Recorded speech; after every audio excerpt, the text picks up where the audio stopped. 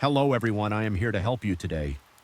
I know you use this video to fall asleep, so before that, like the video and subscribe to the channel. Also, where are you from and what time are you watching? Now get comfortable and relax. The first night in my new apartment, I convinced myself the sounds were just the building settling. By the third night, I knew better. There's a difference between the random creaks of an aging structure and the deliberate measured cadence of footsteps. Someone or something was pacing the hallway outside my door at 2:11:13 a.m. Not that the building manager would admit it. "You're the only tenant on the 7th floor, Mr. Hayes," she had assured me with that plastic smile when I signed the lease. "Perfect privacy, just as you requested." She'd handed me the keys with a flourish, as if bestowing a gift rather than closing a transaction on the cheapest unit in the complex. The isolation had been the selling point. After my divorce, I craved anonymity, a place where I could rebuild, without the constant reminder of failure pressing in from all sides. The 7th floor of Blackwood Apartments sat at the end of a neglected cul-de-sac, far enough from downtown to be affordable, but close enough that I could still make my shifts at the hospital without much commute. The building itself was a relic from the 1930s. All Art Deco details worn down by decades of neglect, with more empty units than occupied ones.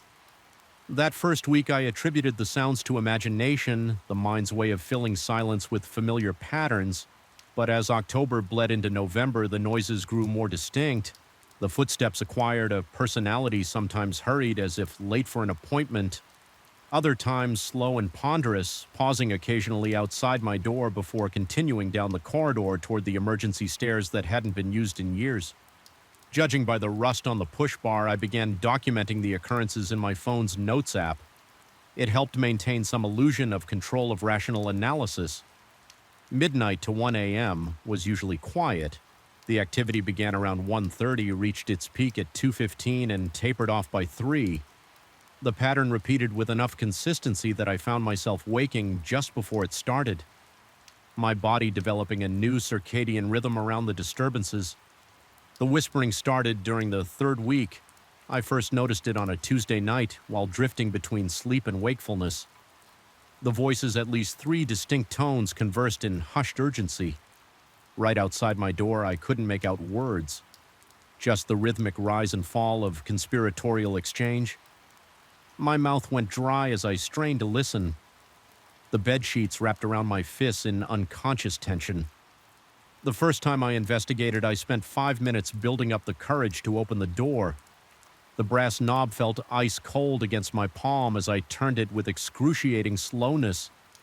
Trying to minimize any sound, when I finally yanked the door open, the hallway stretched empty in both directions, the vintage wall sconces casting pools of anemic yellow light across faded carpet. The silence was absolute, as if the building itself was holding its breath. I started setting up my phone to record while I slept. Each morning I would review the footage, and each morning I found nothing but occasional static or the distant hum of the building's ancient heating system. Yet the sounds continued growing.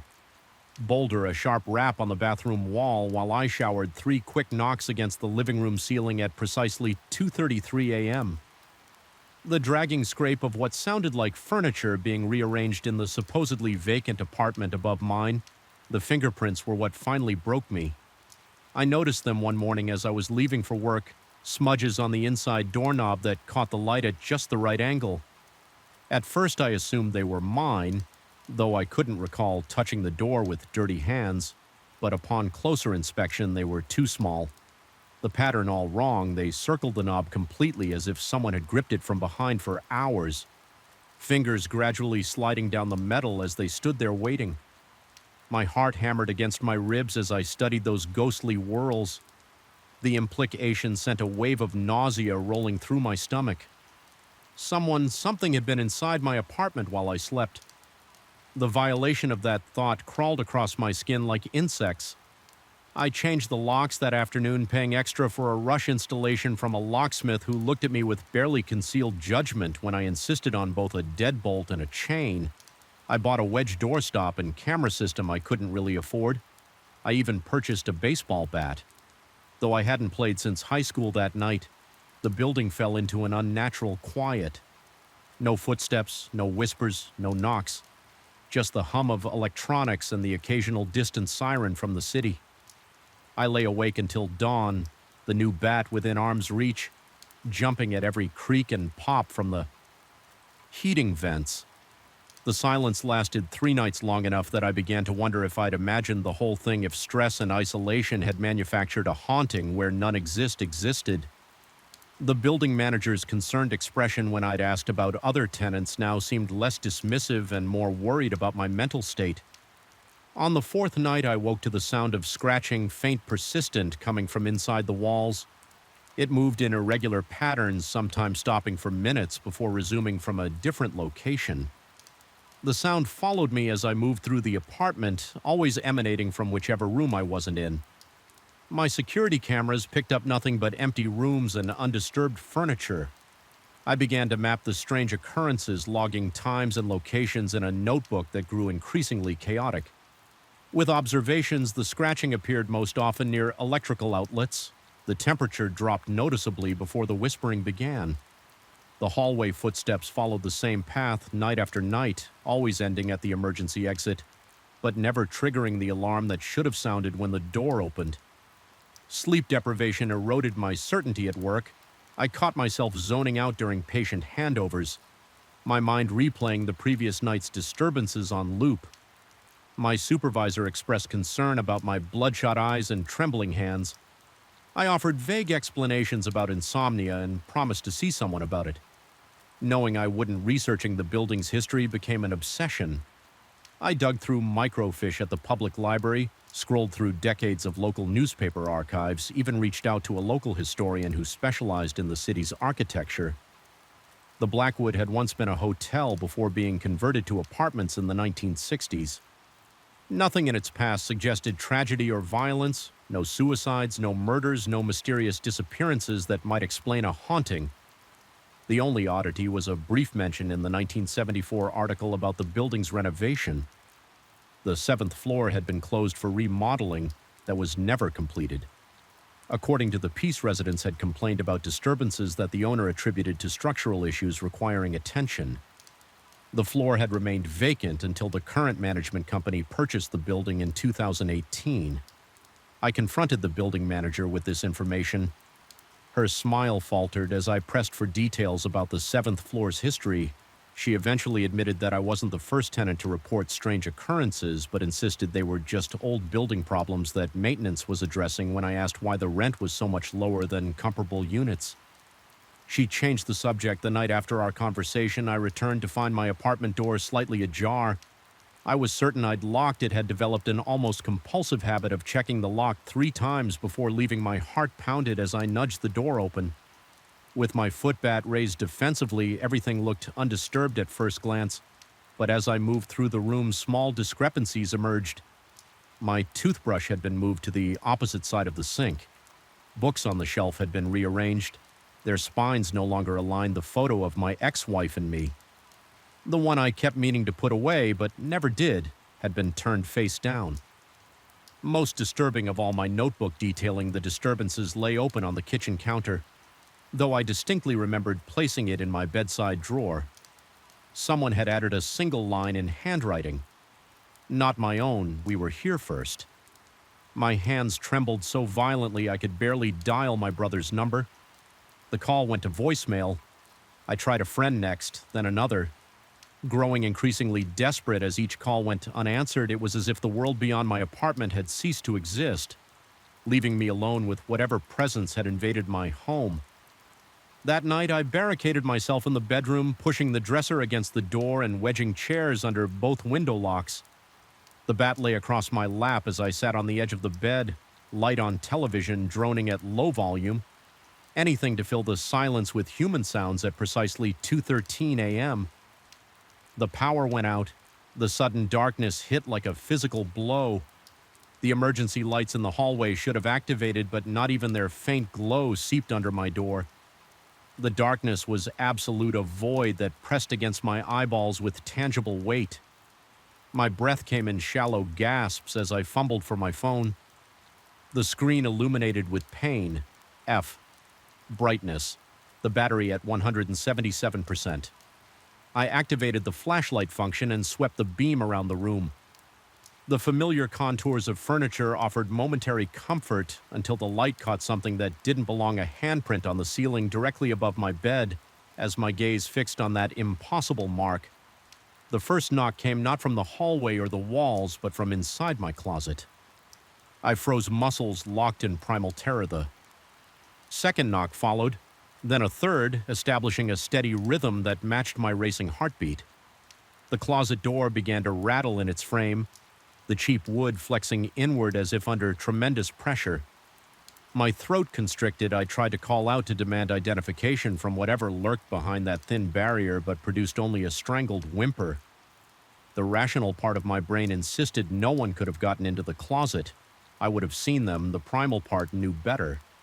The pounding accelerated, the door shuddering with each impact. Then, as suddenly as it began, it stopped. The silence stretched for 3 agonizing seconds before being broken by the soft click of the closet latch. Releasing the door swung open with excruciating slowness, revealing nothing but hanging clothes and stacked storage boxes. My phone's light illuminated every corner, confirming the emptiness. I exhaled shakily, wondering if the wind from the building's ventilation system could have. The whispers erupted from all directions. Simultaneously, dozens of overlapping voices hissing unintelligible words from inside the walls. Above the ceiling, beneath the floorboards, the temperature plummeted. My exhaled breath suddenly visible in the beam of light. The dresser blocking my bedroom door began to slide with a grinding screech, pushed by an unseen force. I scrambled backward until I hit the headboard phone, clutched in a death grip, as I swept the light frantically around the room. The battery indicator flashed red 15%, then 14%. The power draining at an impossible rate, the voices grew louder, almost but not quite resolving into comprehensible speech. As the dresser completed its journey across the floor, the doorknob began to turn. I watched paralyzed as it rotated completely to the left, then to the right. Testing the mechanism, finding it unlocked. The door began to open. My phone died in the perfect darkness that followed. I heard footsteps enter my room, multiple sets approaching from different angles. The mattress depressed slightly as weight settled at its foot. The air grew thick with the scent of dust, in something older like paper left too long in a damp basement. A hand brushed my ankle. I broke, then lunging blindly across the bed, swinging the bat in wild arcs that connected with nothing but air. I collided with the wall, then reoriented myself and charged toward where I remembered the door being. My shoulders slammed into the frame. As I stumbled into the hallway, the emergency lights flickered weakly, revealing empty space in both directions. I ran toward the stairs, bare feet slapping against cold tile behind me. A chorus of footsteps gave pursuit, gaining ground. With each stride, I hit the stairwell door at full speed, nearly pitching headlong down the concrete steps. I descended in a controlled fall, one hand on the railing, the other still gripping the bat above me. The door slammed open again, the footsteps now a thundering cascade. The lobby stretched before me like salvation, its glass doors offering a view of streetlights and passing cars. I crossed the faded carpet at a sprint, reaching for the push bar. It didn't budge. I slammed against it again, then tried pulling. Instead of pushing, the doors remained immovable, as solid as the wall around them. Through the glass, I could see people walking past, oblivious to my plight. I pounded on the transparent barrier, screaming for help. No one turned. No one heard the footsteps reach the bottom of the stairs. I spun around, pressing my back against the unyielding door, raising the bat in trembling hands. The lobby stood empty. I waited. Muscles tensed for an attack that didn't come. Minutes dragged by in silence. Eventually, I gathered enough courage to cross back to the stairwell, peering cautiously up the concrete shaft. Nothing moved in the shadows. I tried the front doors again.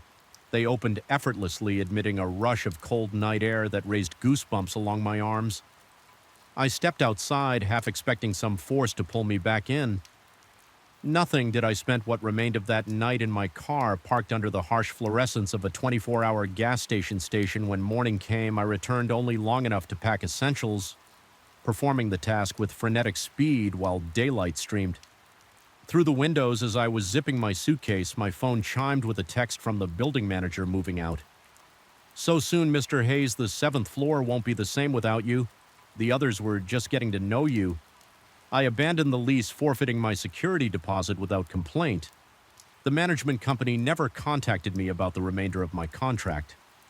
Sometimes I drive past the Blackwood compelled by a fascination. I can't explain the seventh floor. Windows remain dark, but occasionally I glimpse movement behind the glass, a shifting of curtains, the suggestion of a silhouette, according to the building's website. The seventh floor remains unoccupied, yet at night, lights flicker on and off in windows that should be empty. And sometimes when I sit in my car across the street, I see a familiar figure moving from room to room in what used to be my apartment. A man about my height and build performing the mundane rituals of daily life. His face is always turned away from the window, but I know what I'd see if he turned around the same hands that left those dusty prints on my doorknob. Now operate his limbs the same voices that whispered outside my door. Now control his vocal cords. They were there first after all, and they've been looking for new tenants for a very long time. The first night I heard it, I convinced myself it was just the house settling old buildings, make noise, they breathe, they creak, they whisper to themselves in the dark. But this wasn't the familiar symphony of aging wood and pipes. These were footsteps deliberate, measured directly above my bedroom where nothing should exist except empty space and roof. I had signed the lease 3 weeks ago, a steal. Really a single-story ranch-style home on the outskirts of town, far enough from neighbors to avoid their prying eyes, but close enough to civilization that I didn't feel completely isolated. The listing had been clear: 2 bedrooms, 1 bathroom, a modest kitchen, and a living room with a fireplace. I doubted I'd ever use. Nothing about an attic, nothing about a second floor, nothing about the narrow door at the end of the hallway that I had assumed was a linen closet until I opened it and found a steep staircase disappearing upward into darkness. The landlord hadn't mentioned it during the walk-through, and I hadn't asked what was there to ask. It was just storage space, cramped, dusty, filled with cardboard boxes left behind by previous tenants. The ceiling hung low, forcing me to hunch over when I first explored it, my flashlight beam cutting through.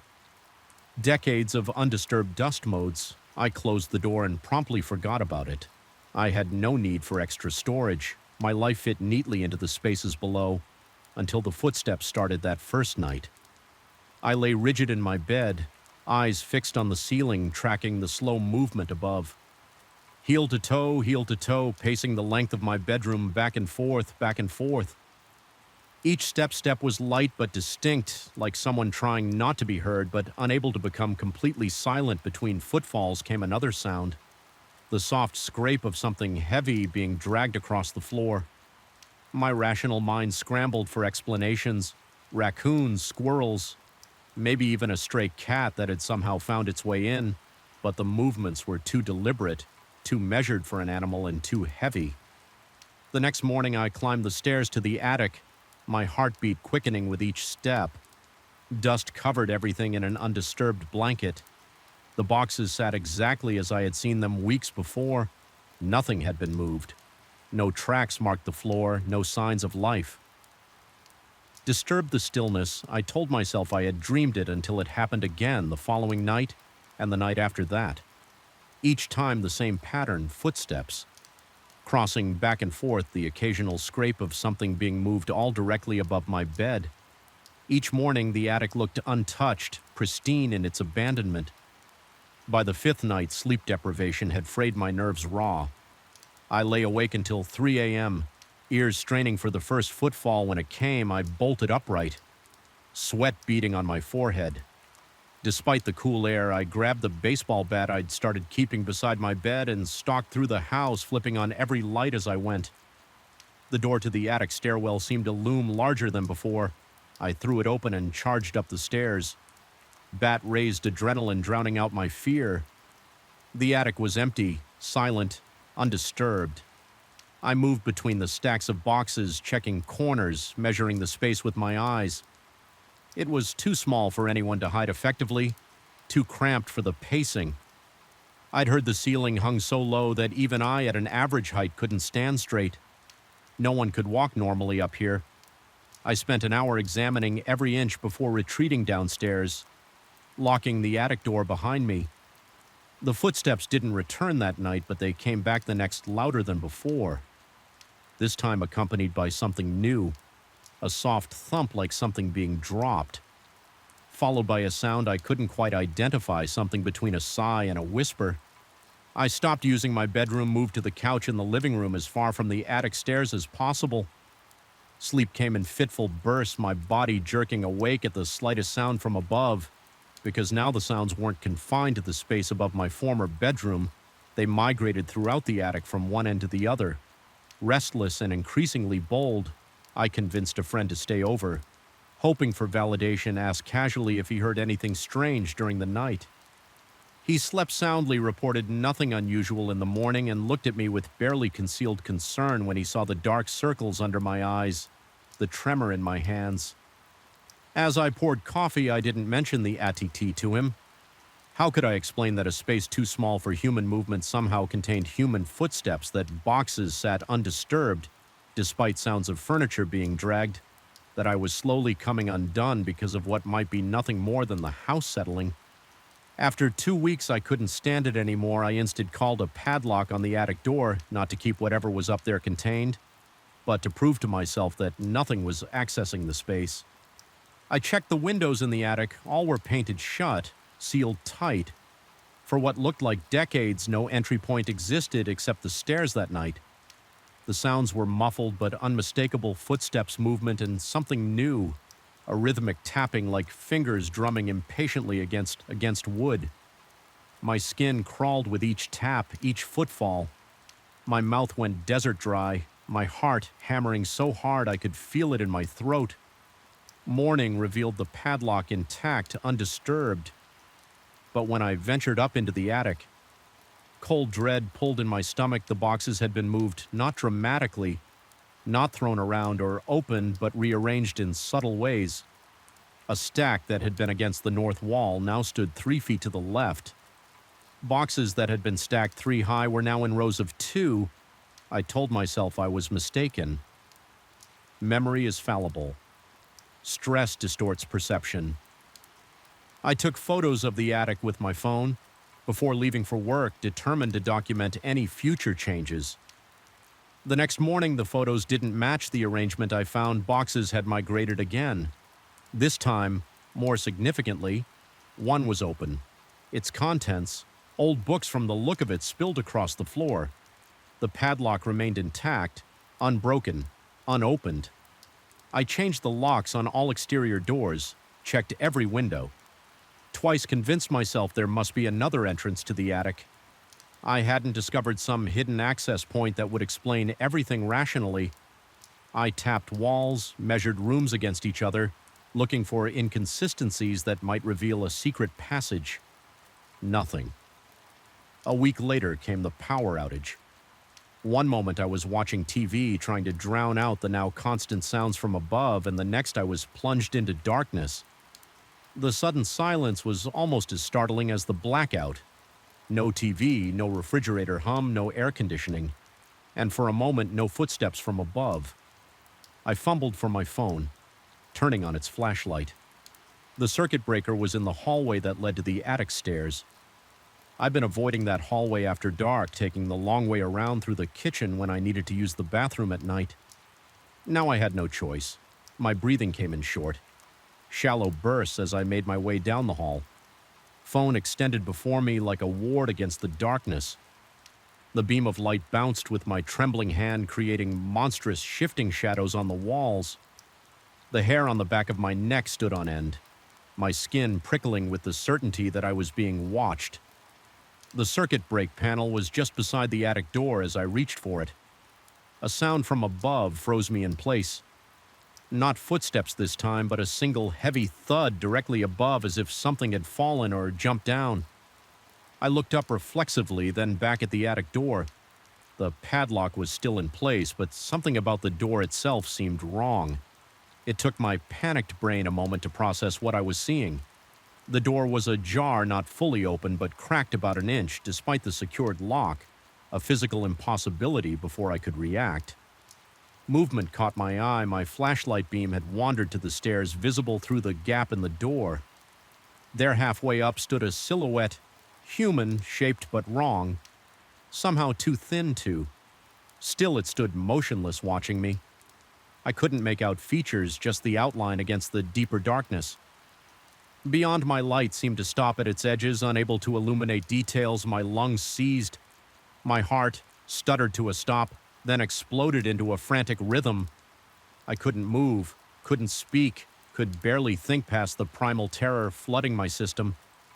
The figure didn't move either, just watched, waited. The silence stretched between us, heavy with implications I wouldn't process.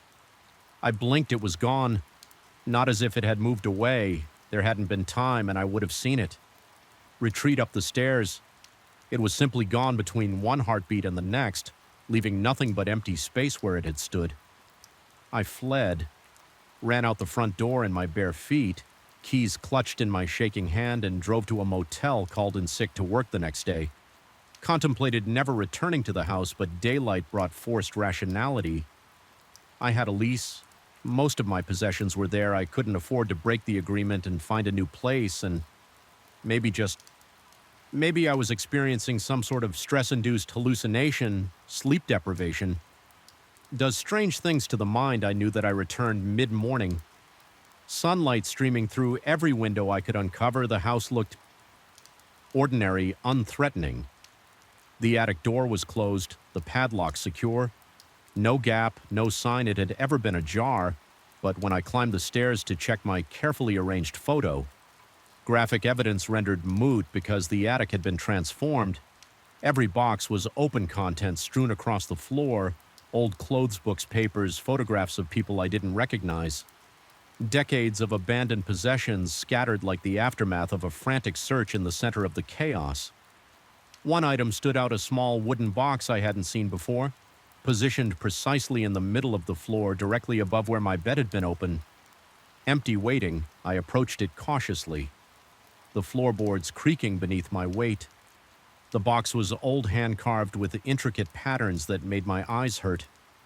If I looked at them too long, inside was a folded piece of paper yellowed with age. My hands shook as I unfolded it, revealing a floor plan of the house. My house drawn in faded ink, but not as it was now. The drawing showed a larger structure with rooms that didn't exist, hallways that led nowhere in the current layout, and notes scribbled in margins in a cramped hand I could barely decipher. The compression is successful. Space folds upon itself when unobserved. The rooms exist simultaneously with and without. The entity remains contained, but aware it watches. Through the thinned barriers, do not acknowledge its presence. Do not let it know you can perceive it. Above all, do not unlock the door. I dropped the paper, backing away until I hit the wall because I had unlocked the door, hadn't I?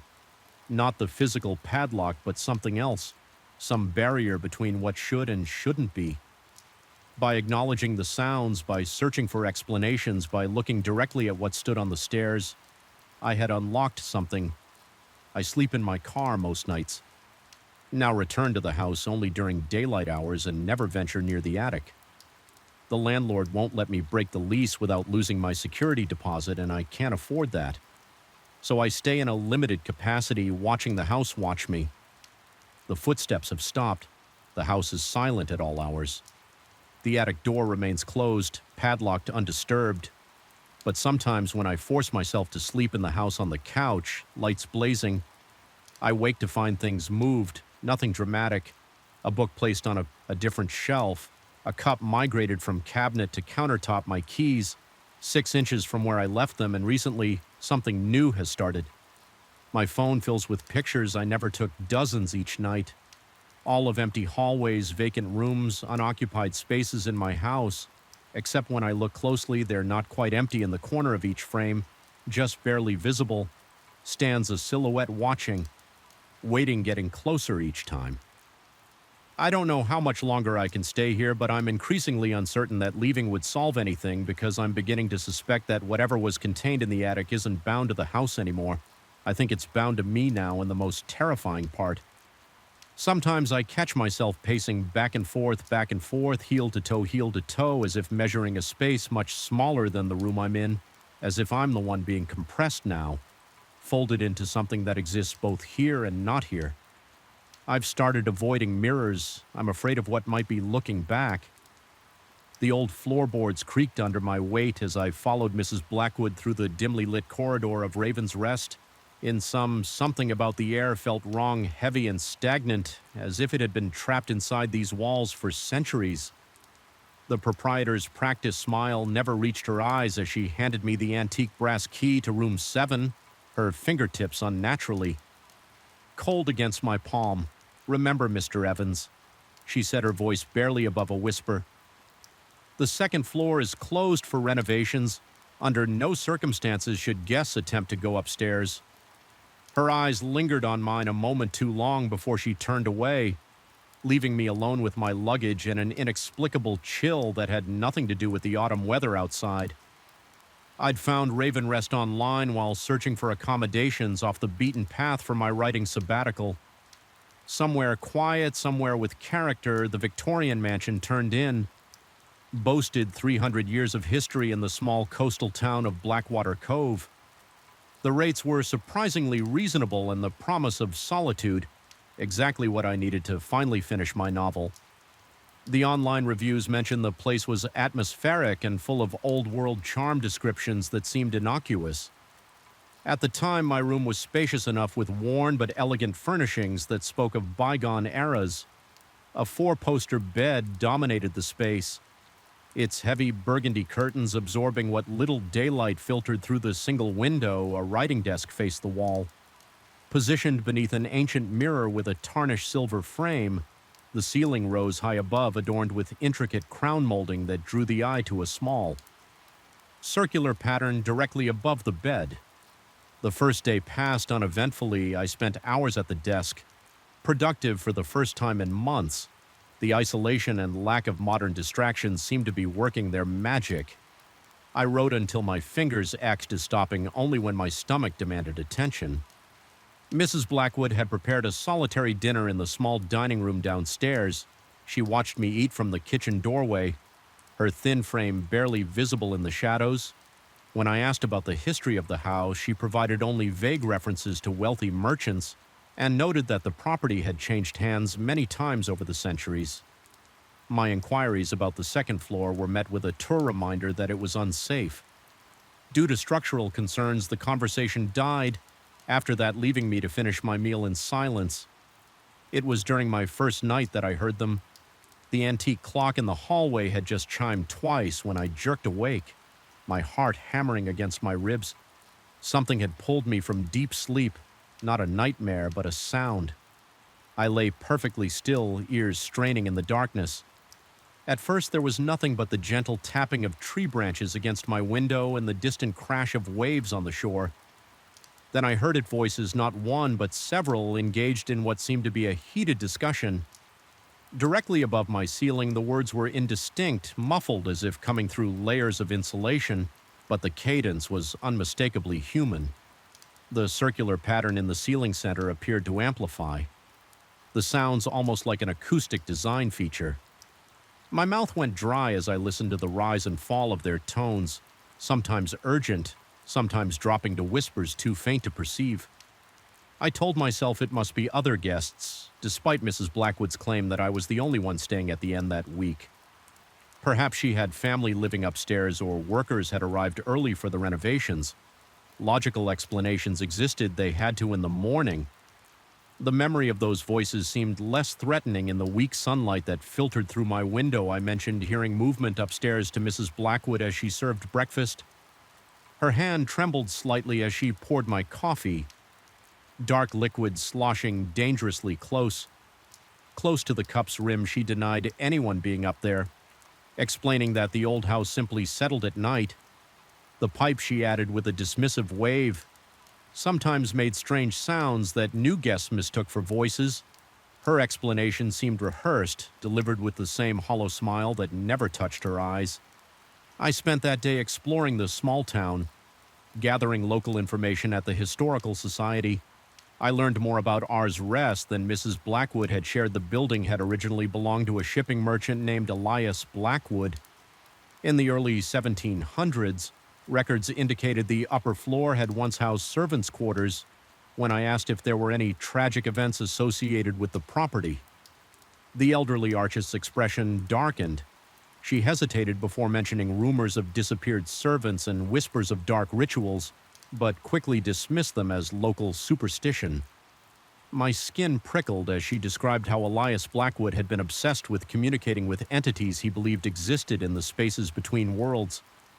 That night I was prepared. I stayed awake watching the ceiling and waiting. The clock struck 2, and like clockwork, the voices began. My pulse quickened as I strained to make out words. This time I detected a pattern, what sounded like questions followed by responses, almost like an interrogation. One voice seemed to dominate deeper than the others with an authority that made my skin crawl. The conversation lasted precisely 17 minutes before abruptly stopping. Unable to contain my curiosity, I slipped from bed.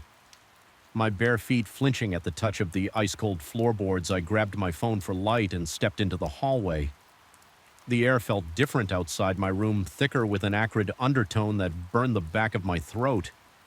My flashlight revealed nothing unusual in the corridor, just faded wallpaper and the staircase leading to the forbidden second floor.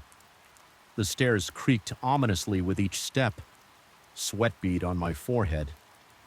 Despite the chill at the top, landing stood a heavy oak door just as Mrs. Blackwood had described. Locked and off limits, I tested the handle, finding it immovable, pressing my ear against the wood. I heard nothing but the blood rushing through my veins as I turned to head back down.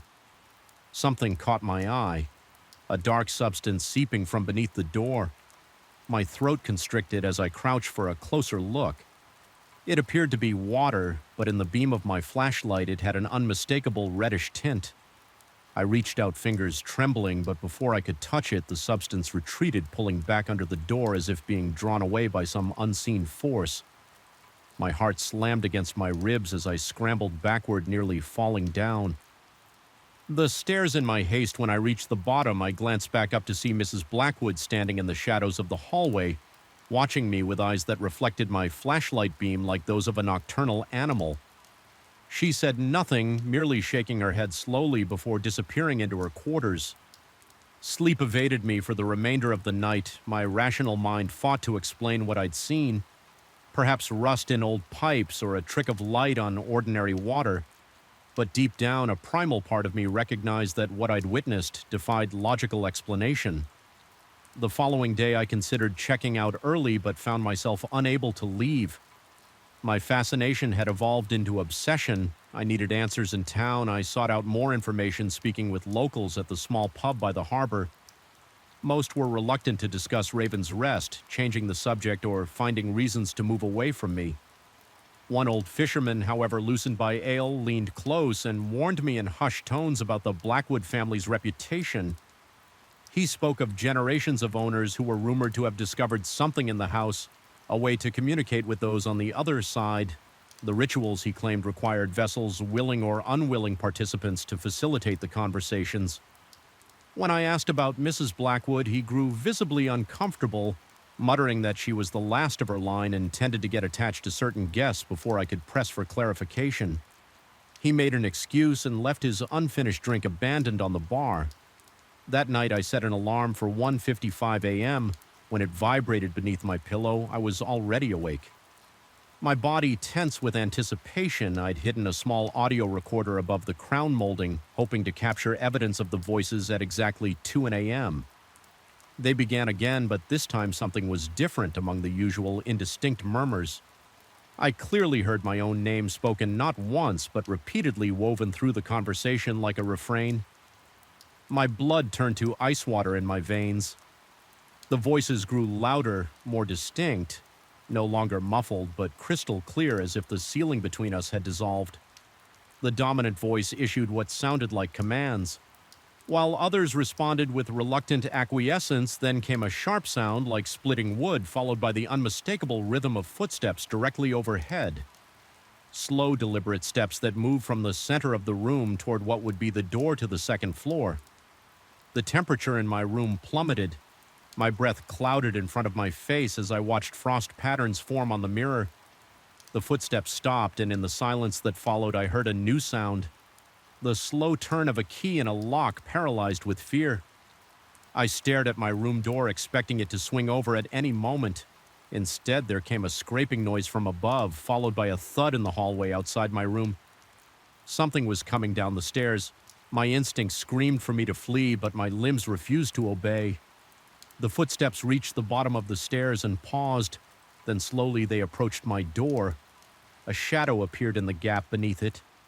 Blocking the faint light from the hallway, the brass doorknob turned slowly back and forth. Testing I had locked it. I was certain I had locked it. Yet the mechanism clicked and the door began to open inward. Cold air rushed into the room, carrying with it the scent of salt water and decay. I finally broke free from my paralysis, scrambling backward until I hit the headboard, my heart threatening to burst from my chest. The door opened fully, revealing not Mrs. Blackwood, but an empty hallway. The air shimmered like heat waves rising from summer pavement, distorting my view as I watched, unable to look away.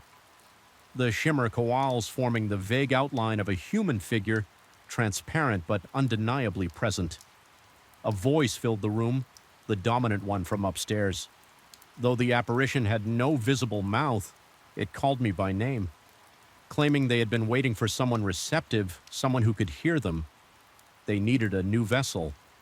It explained as Mrs. Blackwood had grown too frail for their purposes, I was ideal. Sensitive enough to perceive them, isolated enough that no one would miss me immediately. The longer I stayed, the stronger their connection to me would become until I could serve as their bridge to the physical world. In that moment, I understood why Mrs. Blackwood had seemed so hollow, so empty behind her eyes. How many years had she served as their conduit? How much of her original self remained? The figure began to advance toward my bed. My muscles screamed as I forced myself to move. Lunging for the window, the latch was stiff with age, but terror lent me strength. As the cold presence reached the foot of my bed, I finally forced the window open and launched myself through it, caring nothing for the fact that I was on the ground floor but could have been much higher. I hit the damp earth with a jarring impact, rolled to my feet, and ran behind me. Voices called, not just one now, but many a chorus of entreaties and threats that pursued me down the gravel drive. I didn't stop running until I reached the town, collapsing on the steps of the closed gas station. Trembling violently in the night air, I never returned to Raven's Rest for my belongings. I called the local sheriff from a motel 30 meters away, inventing a family emergency to explain my abrupt departure. They retrieved my laptop and clothes, though Mrs. Blackwood reported that my audio recorder couldn't be found. That was 3 months ago. I've moved twice since then, changing states, changing jobs, doing everything possible to put distance between myself and Blackwater Cove. But distance isn't enough every night around 2 a.m. I wake to the sound of whispers, faint, but growing clearer with each passing week. Sometimes in the moments between sleep and wakefulness, I see frost patterns forming on my bedroom mirror. The dreams are the worst vivid scenes where I'm back at Raven's Rest, but I'm not myself anymore. I watch through my own eyes as my body moves of its own accord, walking the halls, speaking words that aren't mine to visitors who look just as I once did. Tired travelers seeking solitude, unaware of what waits for them upstairs. I've started leaving the television on all night. I've tried sleeping pills, white noise machines, even soundproofing my bedroom walls. Nothing helps.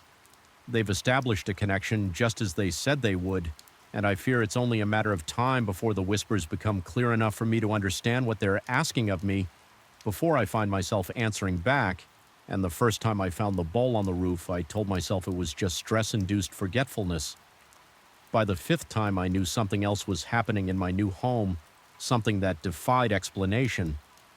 My hands trembled as I held the ceramic bowl, its intricate blue patterns seeming to shift under the dim hallway light. My late uncle's prized possession shouldn't have been able to migrate through locked doors, and certainly not onto the slanted roof outside my bedroom window. yet there it was again. Positioned precisely where the morning sun would illuminate its glazed surface as if demanding to be noticed. I purchased the Victorian-style home on Blackwood Lane at a price that seemed too good to be true. 3 bedrooms, original hardwood floors, a wraparound porch, and a spacious attic, all for less than comparable properties in the area. The real estate agent mentioned something about the previous owners leaving abruptly, but I was too enchanted by crown molding and bay windows to press for details. Moving from my cramped apartment into this 19th century masterpiece felt like stepping into the life I'd always envisioned for myself. The bowl was the only item I had inherited from Uncle Robert when my parents delivered it. After the reading of his will, they mentioned how odd it was that he'd specifically named me as its recipient, especially since we'd never been particularly close. I remembered seeing it displayed prominently in his study during the few childhood visits I'd made to his remote farmhouse. The intricate ceramic piece featured concentric patterns of deep cobalt blue with strange symbols etched into its base that resembled no language. I recognized I'd placed it on my mantelpiece as a respectful nod to family obligation rather than genuine appreciation. 3 days after moving in, I discovered the bowl in the garden. Shed nestled among rusted tools, I distinctly remembered placing it on the mantel the previous evening, assuming I had moved it during my unpacking delirium and forgotten. I returned it to its place the next morning. It sat perfectly centered on my kitchen island the day after, balanced precariously on the banister of the second-floor landing. Each time I returned it to the mantel, each time it migrated. Elsewhere on the 7th night, I placed the bowl in a locked cabinet in my home office. I double-checked the lock, even testing the door with several firm tugs for added measure. I positioned a chair against the cabinet and balanced my phone on the chair's edge, an improvised alarm system that would clatter to the floor if disturbed sleep came reluctantly. That night, my mind racing through rational explanations, perhaps the house was settling, causing imperceptible shifts that somehow unlocked the cabinet. Maybe I was sleepwalking for the first time in my life. Possibly I was experiencing early onset dementia like my grandmother at 3:17 a.m. I awoke to absolute silence, no phone clattering, no disturbance whatsoever. Relief washed over me until I rolled over and saw the bowl sitting on my nightstand less than a foot from my face. My heart slammed against my ribcage as I scrambled backwards, tumbling from the bed and crashing to the floor. Cold sweat drenched my t-shirt. My breath came in shallow, rapid bursts that couldn't satisfy my lungs' desperate demand for oxygen. The bowl remained motionless, its blue pattern seeming to pulse in the dim glow of the streetlight filtering through my curtains. I fled the room, spending the remainder of the night huddled on the living room sofa with every light blazing when morning came. I checked the cabinet's still-locked chair undisturbed, as if the bowl had simply phased through solid matter, desperate for answers. I took the bowl to an antiques appraiser the following day. The elderly woman examined it carefully, her magnifying glass hovering over the strange markings on its base. She explained that the piece appeared to be mid-19th century, likely of Eastern European origin, though the symbols defied her expertise in ceramics markings. When I explained my predicament, choosing my words carefully to avoid sounding deranged, her expression shifted from professional interest to guarded concern. She returned the bowl, hastily suggesting I consult with a different type of expert, one who specialized in objects with attachment issues, as she delicately phrased it that afternoon. I spent hours researching the history of my house. The local historical society provided records showing the home had been built in 1872 by a merchant named Elias Blackwood, who had made his fortune importing exotic goods from Eastern Europe. The property had changed hands numerous times over the decades, with several owners departing under unusual circumstances, sudden relocations, unexpected financial problems, or vague health concerns that necessitated moves to different climates. As I drove home, a disturbing thought surfaced. What if my uncle's bowl had some connection to the original owner of my house? The timing aligned historically, and the Eastern European connection seemed too coincidental. My stomach tightened as I remembered that Uncle Robert had been an avid collector of antiques from estate sales across the country. That night, I placed the bowl in the center of my kitchen table and simply observed it. The house felt different. Somehow, the usual creaks and settling noises seemed deliberate, as if the structure itself was communicating in a language just beyond my comprehension. The temperature fluctuated unpredictably. Certain rooms became inexplicably cold, while others grew stifling. The air felt dense, charged with a potential energy that made the fine hairs on my arm stand at attention. At midnight, I tried a different approach. I spoke aloud to the empty house, addressing whatever force might be listening. I explained that the bowl had been given to me, that I was its rightful owner now, and that I meant no disrespect by bringing it here. My voice echoed through the high-ceilinged rooms, sounding thin and uncertain, even to my own ears as the words left my mouth. The overhead light flickered briefly, and for a moment I could have sworn I felt something brush past me. Not a physical touch, but a disturbance in the air. Like the wake of something moving quickly. I barely slept that night, drifting in and out of consciousness on the living room sofa again. Each time I opened my eyes, the bowl remained on the kitchen table, visible through the doorway. By morning, exhaustion had overtaken my fear, and I fell into a deeper sleep. I awoke to a crash from the basement. Sunlight streamed through the windows, indicating late morning. My muscles protested as I rose from the awkward sleeping position and cautiously approached the basement door. The bowl was no longer on the kitchen table. The wooden stairs creaked under my weight as I descended into the cool darkness below. I fumbled for the light switch, my fingers trembling against the wall when fluorescent lights flickered to life. I saw the bowl resting in the center of the concrete floor, intact, despite what had sounded like a fall. As I approached it, something else caught my attention. A section of the basement wall where the ancient wallpaper had peeled away, revealing the plaster beneath. Curiosity overwhelmed caution. As I moved closer to examine the exposed wall, scratched into the plaster were the same strange symbols that marked the base of the bowl. My breath hitched in my throat as I traced the markings with my fingertips, feeling slight indentations that suggested they had been carved. When the plaster was still wet during the original construction of the house, a sudden urge compelled me to hold the bowl up to the wall, aligning its markings with their counterparts etched in plaster. As I did, the temperature in the basement plummeted. My breath-clouded edge in front of my face and a high-pitched ringing filled my ears, drowning out all other sound. The bowl grew warm in my hands, then hot, not enough to burn, but uncomfortable enough that I nearly dropped it. The symbols began to glow with a faint blue luminescence, both on the bowl and on the wall, pulsing in unison like a heartbeat. The ringing in my ears resolved into something else, a voice distant and distorted, as if traveling across a vast distance. I couldn't make out words, just emotional impressions, urgency, warning, desperation. My vision blurred at the edges, tunneling until all I could see were the glowing symbols. My knees weakened, and I sank to the floor, still clutching the bowl, unable to release it. Despite the increasing heat against my palms in that moment of connection, understanding flooded through me, not in words or images, but in pure knowledge that settled into my consciousness, as if it had always been there. The bowl had belonged to Elias Blackwood, the original owner of the house. It had been his prized possession, a vessel containing something not meant to be separated from this place. My uncle had acquired it at an estate sale decades ago, removing it from its rightful home. Now it was trying to return not merely to the house, but to something within the house, something hidden. Behind these walls, the revelation ended as suddenly as it began. The glowing symbols faded, the temperature normalized, and the bowl cooled in my hands.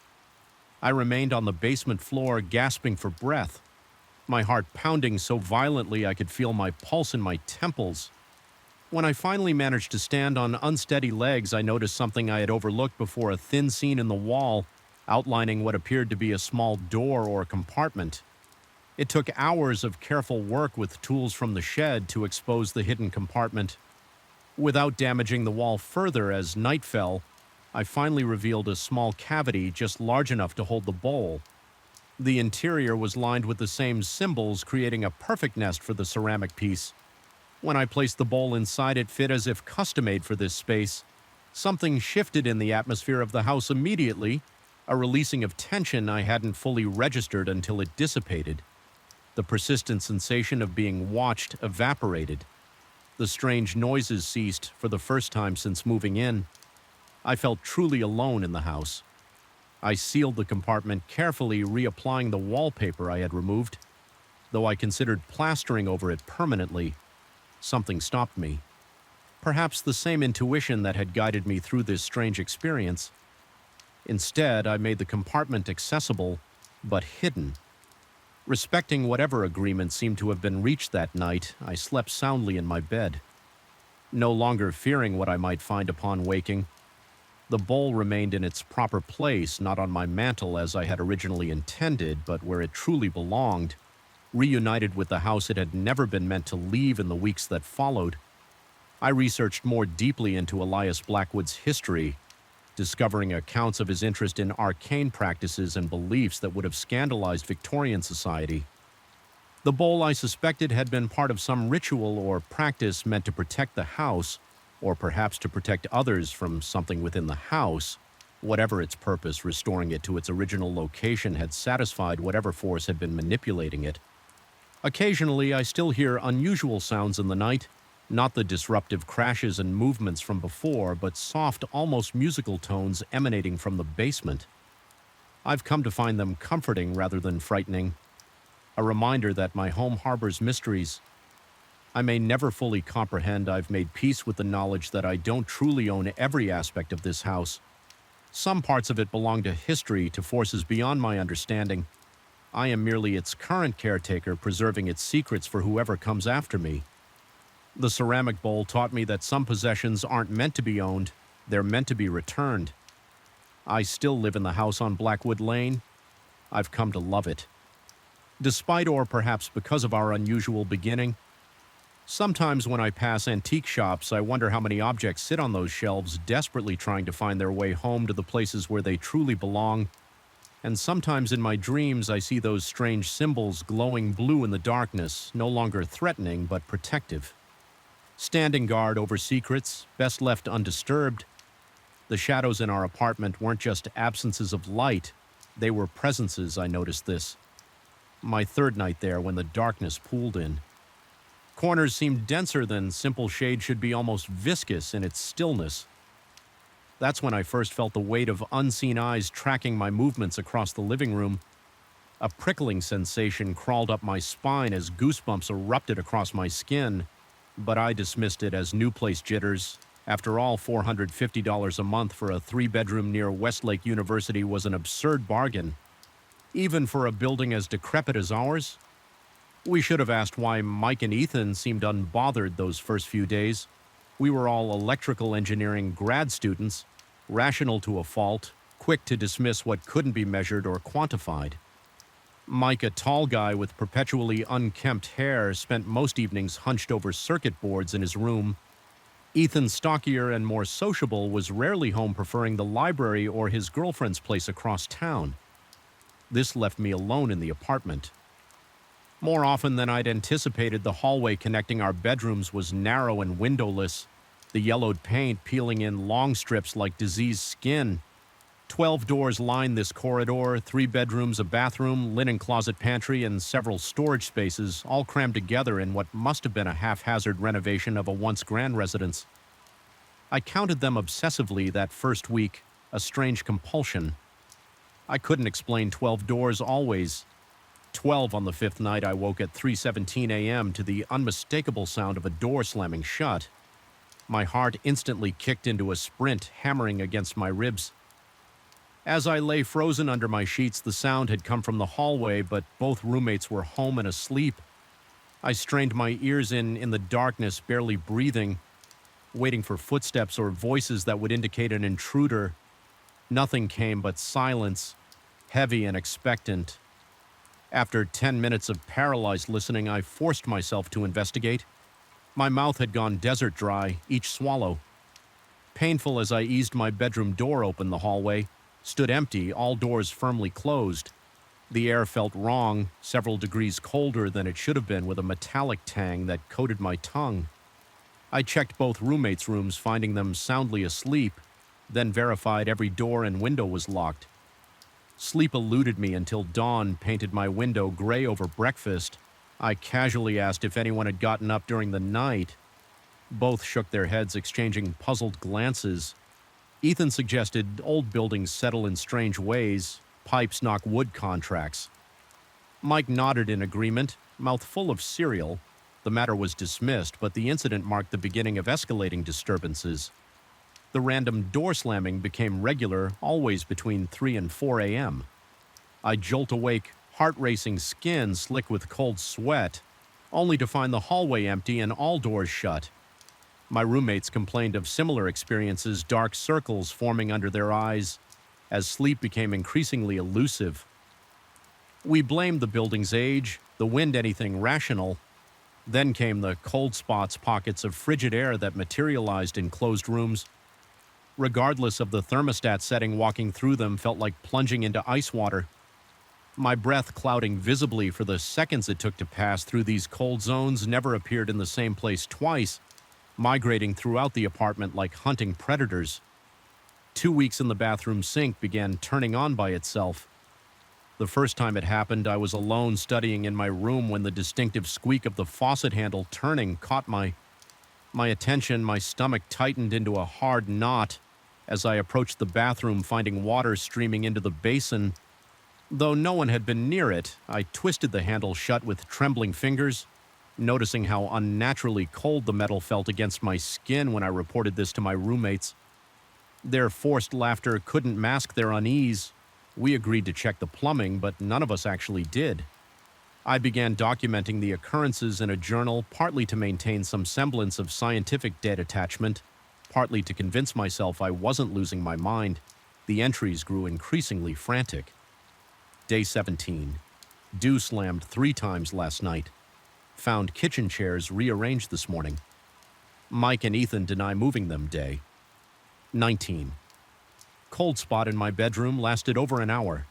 Temperature dropped to 46 degrees Fahrenheit according to my thermometer, while the rest of the room remained at 68 degrees Fahrenheit. Impossible. Day 21. Sink turned on twice. Second time water was scalding hot steam.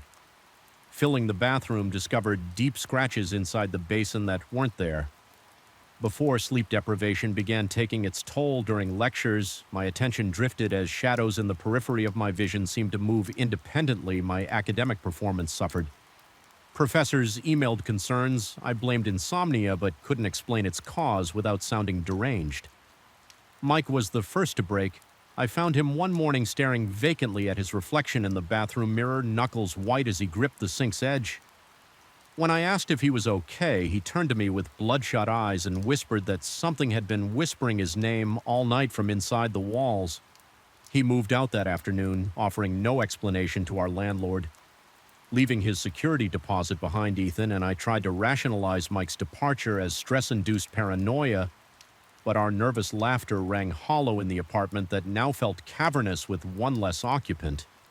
We silently agreed to spend more time in common areas, neither willing to admit we were afraid of being alone the night after Mike left. I woke to what sounded like fingernails dragging slowly across the ceiling above the living room.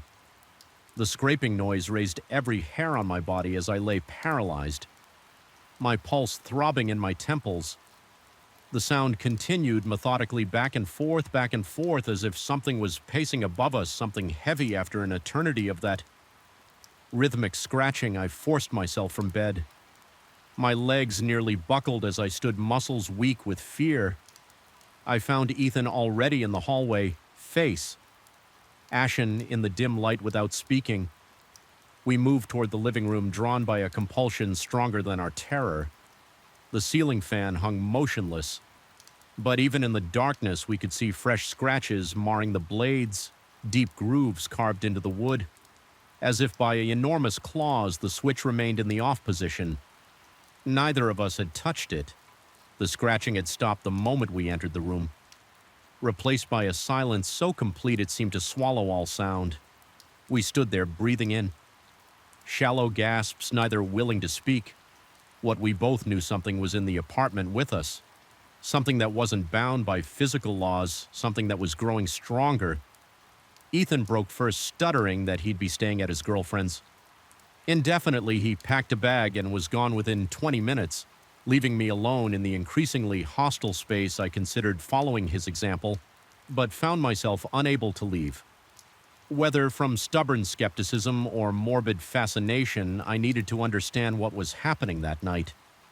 I sat vigil in the living room, lights blazing, armed with a baseball bat and my journal. The apartment remained still until precisely 3:17 a.m., when the temperature plummeted so rapidly my exhaled breath instantly fogged. The cold penetrated to my marrow as every door in the hallway began slamming in sequence, bang, bang, bang like malevolent dominoes. I sat frozen, muscles locked with terror as the slamming continued in perfect rhythm. My mind scrambled for rational explanations, pressure, differential wind patterns, but failed to produce anything convincing then. With a final thunderous slam, silence returned. The apartment resumed its normal temperature so suddenly that sweat broke out across my skin with shaking legs. I forced myself into the hallway to investigate my baseball bat clutched in white-knuckled hands. I counted the doors as I passed them, a ritual that had become compulsive, 1, 2, 3, all the way to 12, all closed. But as I turned to retreat to the living room, a flicker of movement caught my eye at the hallway's end. There, where only a BL wall had stood before, was a 13th door. My heart stuttered in my chest as I stared at the impossibility before me. The door was ancient wood, blackened with age, its surface carved with symbols I couldn't recognize, but instinctively understood were malevolent. It hadn't been there minutes before, couldn't have been there. The building's architecture made such a door a physical impossibility. Beyond it should have been the sheer drop to the alley. 3 stories below, I approached with unwilling steps drawn forward. Despite the primal fear screaming through every nerve, the wood grain seemed to shift subtly under my gaze, patterns rearranging like living tissue.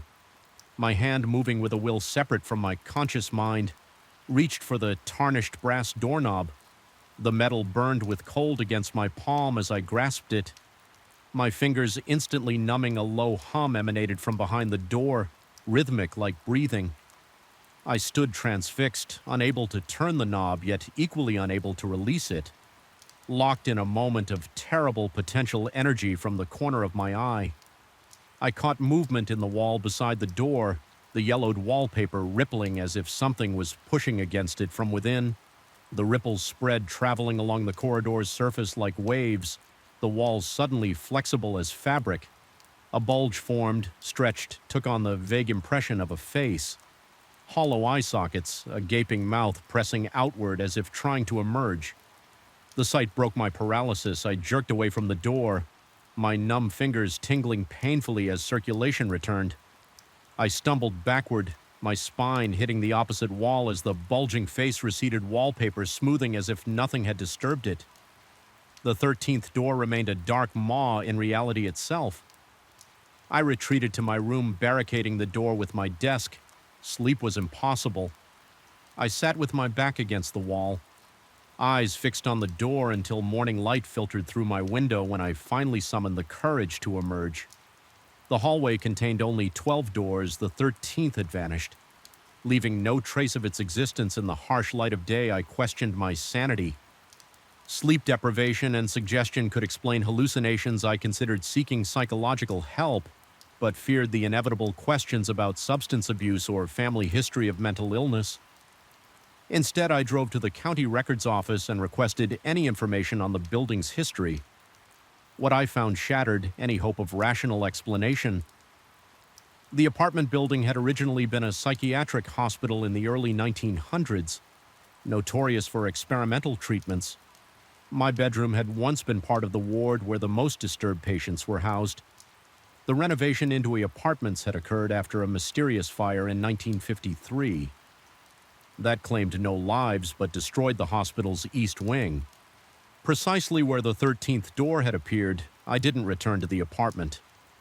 I packed essential belongings into my car and checked into a motel, then emailed my professors requesting a leave of absence. My security deposit, like Mike's, remained unclaimed. 2 months later, safely relocated to a studio apartment across town, I ran into Ethan at a campus cost shop. The dark circles under his eyes had vanished, and he seemed almost embarrassed about our shared experience. He suggested carbon monoxide poisoning could explain our shared delusions. I nodded along, willing to embrace any explanation that didn't involve 13th doors or faces and walls. As we parted, Ethan mentioned offhandedly that new tenants had already moved into our old apartment, 3 of them all students looking for cheap rent.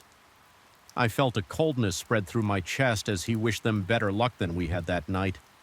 I dreamed of a long corridor lined with doors, 12 visible and 1 hidden. Waiting to be manifested behind it, something patient watched and waited, existing in the boundaries between walls, growing stronger with each acknowledgement of its presence.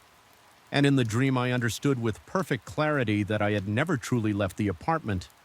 Part of me remained there, trapped in the space behind the 13th door, while something else had walked away wearing my face. I woke gasping, my body drenched in cold sweat for a moment in the disorientation between sleep and wakefulness. I could have sworn my bedroom wall rippled slightly as if something behind it had taken a deep breath. But by the time I fumbled for the light switch, the wall stood solid and innocuous. I tell myself it was just a dream. I tell myself I'm safe now away from that place. But sometimes in the darkest hours before dawn, I find myself counting the doors in my new apartment, and sometimes just for an instant I think I count one too many. BR song, the fluorescent light above my desk flickered, a staccato pulse matching the throb behind my eyes. I glanced at my watch, 9:47 p.m. 3 hours passed when the building should have emptied. Yet here I sat, the only illuminated window in a tower of darkness from the 23rd floor. The city sprawled beneath me, a constellation of lights that felt increasingly distant from my isolated position. I hadn't intended to stay this late again, but the H account wouldn't resolve itself. That was the price of independence. My small consulting practice demanded hours that larger firms distributed among dozens. The silence of the empty building had become my nightly companion, punctuated only by the hum of the ventilation system and occasional settling of the structure. Until tonight, I first noticed it while reviewing spreadsheet data. A murmur so faint I initially mistook it for traffic noise carrying up from the streets below, but as I paused, pen hovering over my notepad, the sound clarified itself. Voices, not one but several, engaged in what seemed to be a heated discussion. The sound originated from somewhere down the corridor beyond my office walls. My first thought was rational. The cleaning crew must have arrived early yet. I knew this couldn't be true. The janitorial staff worked the early morning shift, never arriving before 5 a.m. Building security had confirmed this when I'd requested my after-hours access pass. No one should be here. I returned to my work, dismissing the sounds as pipes or perhaps the elevator machinery. 10 minutes later, the voices grew louder, words remained indistinct, but the cadence suggested argument, rapid exchanges, AR rising. Inflection of frustration, then sudden drops to conspiratorial whispers. My skin prickled as I realized how clearly I could now discern multiple speakers. At least 3 distinct vocal patterns. The pen slipped from my fingers, rolling across the desk and onto the floor as I bent to retrieve it. The voices abruptly ceased. The silence that followed seemed more intrusive than the mysterious conversation had been. I straightened, listening intently, conscious of my quickened breathing when nothing resumed. For several minutes I returned to my work, though concentration now eluded me. My eyes darted to the door every few seconds. I found myself repeatedly checking my phone's clock. 10:13, 10:17, 10:22. The voices returned at 10:26, louder than before and with a new quality that sent ice through my veins. Urgency. I stood my chair, rolling back against the wall with a dull thud. The conversation outside continued, uninterrupted. I moved toward my office door, each step deliberate and soundless on the carpeted floor. With my hand on the handle, I hesitated, irrationally certain that opening the door would bring me face to face with whatever lurked beyond. I swallowed hard, my throat suddenly parched, and pulled the door open in one swift motion. The hallway stretched before me, bathed in the dim blue glow of emergency lighting. Empty, every office door remained closed, each with its darkened window confirming vacancy. The voices which had been so distinct behind my closed door now seemed to recede.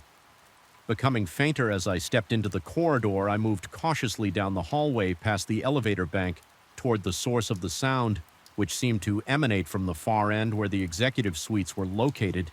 As I approached, the voices diminished further until, by the time I reached the last office, a corner suite belonging to a financial advisor who I'd never seen, used the space sign, had fully descended. I tried the door handle, locked. Pressing my ear against the cool wood, I heard nothing but the electrical hum that permeates all modern buildings, feeling foolish. I made my way back to my office, attributing the experience to exhaustion and the strange acoustics of an empty building. Perhaps sounds from the street had somehow channeled through the ventilation system, creating the illusion of nearby voices.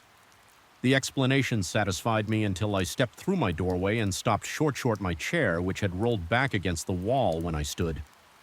Now sat squarely before my computer as though someone had just vacated it. My pulse quickened as I scanned the room. Nothing else appeared. Disturbed. The spreadsheets remained open on my monitor, the half-empty coffee mug still perched on its coaster. My jacket still hung on the back of the door. I approached the chair, cautiously placing my palm against the cushion to check for warmth. It felt cool, but something else caught my attention. A faint scent that hadn't been present before. Something like old paper and cologne reminiscent of my grandfather's study sleep eluded me that night. I lay in my bed, replaying each detail, rationalizing each element of the experience. By morning, I had nearly convinced myself that fatigue had distorted my perception. I must have bumped the chair as I re-entered the room. The scent was probably residual cleaning solution. The voice as were undoubtedly from a neighboring building or perhaps even a television. Someone had left on in another office I considered working from home that day, but dismissed the idea as cowardice. The following evening, however, I made a point to leave by 700, gathering my files to review at home instead. For 3 days, I maintained this new schedule, departing before darkness fully claimed the city. On the fourth day, a client emergency demanded my attention well past myself and opposed curfew. By the time I'd resolved the issue, night had settled heavily outside my window. The clock on my computer read 8:57 p.m. I began packing my briefcase, determined to leave before 9, when the first whispers slithered through the silence. It began as it had before, distant and indistinct, but unlike the previous occasion, the voices escalated quickly, growing from murmurs to distinct conversation within minutes. I froze FF, still gripping a folder, halfway into my briefcase, and listened. The cadence matched what I'd heard before, but now I could almost distinguish words. Almost, but not quite, as though the speakers used a language just adjacent to English. Familiar yet incomprehensible against my better judgment, I left my office to investigate once more. This time I brought my phone recording app activated in my pocket. The hallway appeared identical to my previous expiation, empty, dimly lit, silent. Yet as I moved toward the executive suites, I noticed something I'd overlooked before: a thin strip of light beneath the door of the corner office. My heart hammered against my ribs as I approached. The voices had again receded to whispers, but seemed concentrated behind that illuminated door. I reached for the handle, certain it would again be locked, and nearly stumbled forward when it turned freely in my grip. I hesitated, then pushed the door open. The room beyond lay in perfect darkness. No light shone from within. The strip I'd seen had vanished. I fumbled for the light switch and flipped it on, revealing an empty office. Dust covers draped the furniture, and a fine layer of undisturbed dust coated every surface. No one had used this space in months. I backed out of the room, my breath coming in shallow gasps as I turned to retreat to my office. Movement caught my eye, a shadow passing across the emergency exit door at the corridor's end. I called out, my voice sounding thin and fragile in the emptiness. No response came, but the exit door drifted slightly on its hinges, as though recently disturbed. My pace quickened as I returned to my office. No longer concerned with stealth, I pushed through my door, grabbing for my briefcase. Determined to leave the building immediately, I stopped short at the side of my desk, my papers neatly organized when I'd left. Now lay scattered across the surface. My computer monitor displayed not the spreadsheet I'd been viewing, but a blank screen with a blinking cursor as I watched text began to appear. one character at a time as though typed by invisible hands. WELCOMETOTHEMETING. My knees weakened, forcing me to grip the door frame for support. A chill swept through me, raising goose flesh along my arms. The cursor continued to blink after the message. Waiting for what my response, I remained frozen, watching until the screen suddenly went black, then returned to my spreadsheet as though nothing had happened. I should have left then. I should have gathered my things and never returned. Instead, curiosity, that most dangerous of human compulsions, led me to check my phone. The recording app showed it had captured 3 minutes and 42 seconds of audio with trembling fingers. I pressed play. The first minute contained only the sound of my footsteps and breathing. Then came something else, a conversation far clearer on the recording than it had been to my ears. 3 distinct voices discussed what sounded like financial figures, mentioning percentages and market projections. The exchange grew heated, one voice dominating with thinly veiled threats. Then a 4th voice entered, quiet, authoritative speaking. Only a few words that silenced the others. Immediately, the recording ended with footsteps not mine and what sounded like a door closing. I since learned the history of my building. Constructed in the late 1980s, it housed several investment firms during the market boom. One firm in particular, occupying the entire 23rd floor, collapsed spectacularly in 1992, accusations of fraud and embezzlement. Its partners avoided prosecution. The whistleblower who tried to expose them disappeared under mysterious circumstances. No body was ever found, no charges ever filed. The case went cold. I continue to work late occasionally, though never alone anymore. I hired an assistant who stays with me, safety in numbers. I tell myself the voices still come at precisely 8:57 p.m., though they never progress. Beyond murmurs when we're both present, my assistant claims not to hear them, attributing the sounds to the building's infrastructure. Sometimes when reviewing our financial records, I discover small discrepancies, figures adjusted, decimal points, moved, balances slightly altered. Each change, if left uncorrected, would benefit our clients at the expense of others. I fix these anomalies immediately, attributing them to software glitches or my assistant's inexperience. I never mention the chair that occasionally shifts position when unattended, or the scent of old paper and cologne that lingers in our office each morning last week. My assistant left early, pleading illness alone. I heard the voices rise to unprecedented clarity. I understood every word of their ghostly deliberation, the planning of financial ruin for unsuspecting clients, the calculated destruction of evidence, the casual discussion of removing obstacles as the conversation reached its climax. My computer screen flickered, displaying a message different from the first. YOUKNOWTOOMUC. I didn't flee this time. Instead, I spoke aloud to the empty room, explaining that I understood their need for justice, for exposure of past wrongs, but that I couldn't be their instrument. The temperature dropped precipitously as I spoke, my breath fogging in the suddenly frigid air. When I finished, my screen flashed one final message: THNSOMEONELSEWILLBE. The building has new tenants now on the 23rd floor, a startup financial consulting firm, young ambitious people working impossible hours.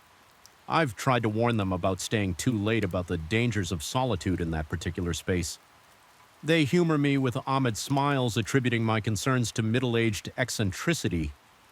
Yesterday, the local business journal announced their first major client acquisition, the restructured descendant of that disgraced investment firm from 1992. I recognize names on their advisory board, children and grandchildren of those original partners tonight. From my new office in a different building across the street, I can see a single illuminated window on the 23rd floor.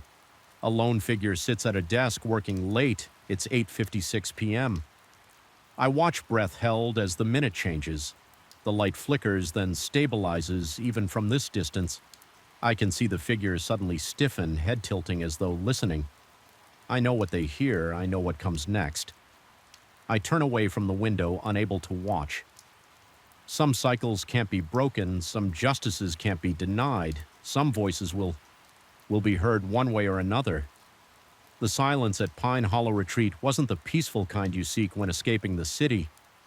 It was a dense, watchful silence that seemed to press against my eardrums, making me strain to hear something, anything beyond the occasional creak of timber, adjusting to the night's cold that first night.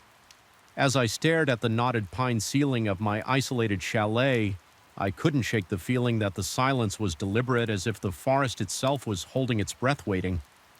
I'd chosen Pine Hollow specifically for its isolation after my divorce finalized, followed by the company restructuring that left me with a generous severance, but no purpose. I needed somewhere to regroup somewhere. Distant from sympathetic glances and awkward conversation, the retreat's website promised solitary cabins nestled in pristine wilderness and a digital detox experience with minimal staff interference. Perfect for a man looking to disappear for 2 weeks. The property consisted of 8 rustic chalets arranged in a loose semicircle around a small central lodge where meals were served. Each chalet sat approximately 50 yards from its neighbors, connected by winding gravel paths through dense spruce trees. Mine was second from the end, with only one neighboring cabin. To my right, the setup offered exactly what I needed: anonymity, silence, and the comforting illusion that I could simply vanish from the world's notice. My first day passed uneventfully. I hiked the properties. Trails ate dinner alone in the lodge, where the elderly owner Vernon explained that the off-season meant I was currently their only guest. The retreat would remain nearly empty until Memorial Day weekend. I welcomed the news, relieved I wouldn't need to make small talk with other vacationers that night. I fell into bed exhausted from physical exertion, sleeping more soundly than I had in months. The second night changed everything. I awoke. Suddenly at 2:18 a.m., according to the harsh red glow of my bedside clock, something had pulled me from deep sleep, a sound just at the threshold of perception. I lay perfectly still, listening there. It came again, a gentle scraping at my door, not a knock, but something more delicate, like fingernails lightly dragging across wood. My pulse quickened as I slipped from bed. My bare feet meeting the cold hardwood floor, the scraping continued, rhythmic and patient. 4 slow drags paused, then 4 more standing frozen in the center of the cabin. I contemplated my options. Logic suggested wildlife, perhaps a raccoon or something larger, drawn by the scent of the granola bars in my backpack, yet the regularity of the sound held an undeniable deliberateness. "Hello?" I called out, my voice embarrassingly thin in the darkness. The scraping stopped immediately. I grabbed the metal flashlight from my nightstand, heavy enough to serve as a weapon if needed, and approached the door. My hand hovered over the doorknob as sweat formed between my shoulder blades. Despite the night's chill, with a sudden surge of resolve, I yanked the door open. Nothing. The porch was empty, illuminated only by the half-moon hanging between branches overhead. My beam of light swept across the clearing, catching nothing but underbrush and the gravel path. As I stepped fully onto the porch, a movement caught my peripheral vision. The door of the neighboring chalet was closing slowly and silently, with just the faintest click. As it latched, a wave of confusion washed over me. Vernon had explicitly stated I was the only guest. Perhaps another late arrival, yet there had been no headlights, no sound of a vehicle on the gravel drive that encircled the property. I considered marching over to investigate, but something in the deliberate slowness of that closing door made my skin prickle. Instead, I retreated inside, double-checking the lock before returning to bed, where I lay awake until dawn. Painted gray light through the gingham curtains at breakfast, I casually inquired whether another had checked in. Overnight, Vernon looked up from wiping down tables, his weathered face puzzled as he assured me that no. I remained their sole occupant. When I mentioned seeing the neighboring cabin's door close, his expression flickered briefly, something passing too quickly across his features to identify. He answered that perhaps the wind had caught an improperly latched door. Mentioning they hadn't used that particular cabin in some time due to plumbing issues, his explanation was reasonable, yet the careful neutrality in his tone felt rehearsed. I didn't press the issue, though the encounter left a knot of unease in my stomach. That afternoon, I found myself drawn to the neighboring chalet. From the outside, it appeared identical to mine, a simple A-frame structure with a small porch and green-painted door. The windows were covered with blinds drawn tightly closed, standing before it. In broad daylight, I felt foolish for my midnight anxiety. I tested the door and found it locked further. Supporting Vernon's explanation satisfied, I continued my hike, determined to dismiss the incident. Night fell early as it tends to in densely forested areas. I'd spent the day hiking more challenging trails and returned to my cabin.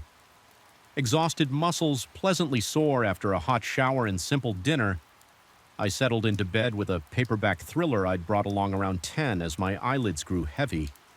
I noticed a faint glow seeping beneath my door. Not my door, I realized with a jolt of adrenaline the light was visible through my window. A thin yellow line beneath the neighboring chalet door. I sat up book forgotten and watched as shadows occasionally passed across that strip of light. Suggesting movement inside my mouth went dry as dust. Someone was definitely in that cabin, the supposedly vacant plumbing-damaged cabin. I tried rationalizing the situation. Perhaps Vernon had been mistaken or maintenance workers were making late repairs, yet neither explanation accounted for his explicit denial of occupancy that morning. As I watched, straining for any sound, the light disappeared abruptly. The sudden darkness seemed more ominous than the light had been. I sat motionless for nearly an hour, eyes fixed on the window before finally surrendering to exhaustion. The next morning, I found myself avoiding Vernon's gaze during breakfast, afraid my questions might betray how deeply the mystery had wormed into my thoughts. Instead, I studied him when he wasn't looking, noting the pronounced stoop of his shoulders, the way his hands trembled slightly when pouring coffee. He seemed frailer than I had initially observed, more worn by time or worry.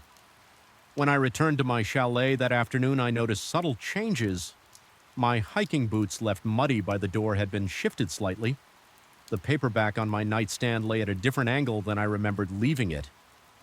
Nothing substantial enough to justify accusation, yet concrete enough to confirm my growing suspicion. Someone had been in my cabin while I was gone. The realization sent ice water coursing through my veins. I methodically checked my belongings. Nothing appeared missing, just rearranged with an attention to detail that made the intrusion all the more disturbing.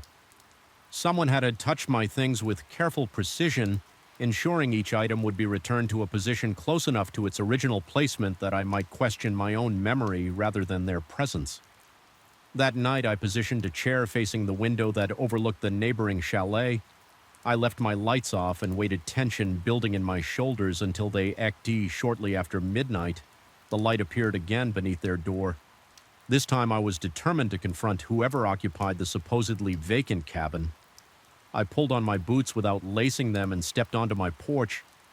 The night air carried a biting chill that cut through my thin pajamas. 20 yards of moonlit gravel separated me from answers. With each step, my heart hammered harder against my ribs. Standing before the green door, I could hear it now, a shuffling movement inside, a rhythmic and dragging, like someone pulling an injured limb across floorboards. I raised my fist and knocked firmly. The shuffling stopped instantaneously. "I know someone's in there."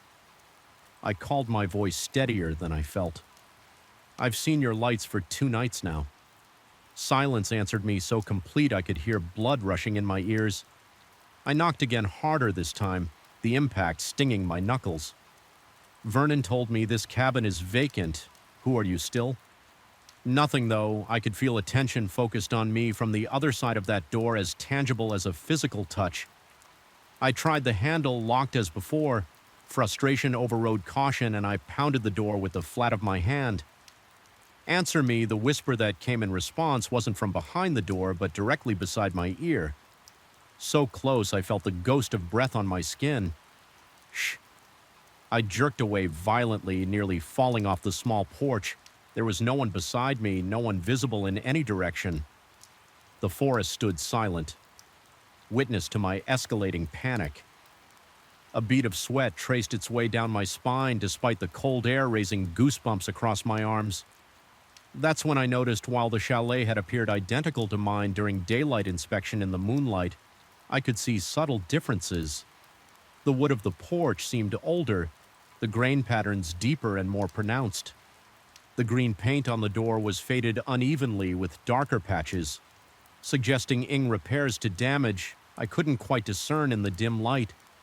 But most disturbing was the realization that while light definitely emanated from within, it didn't match the yellow warmth of electric bulbs.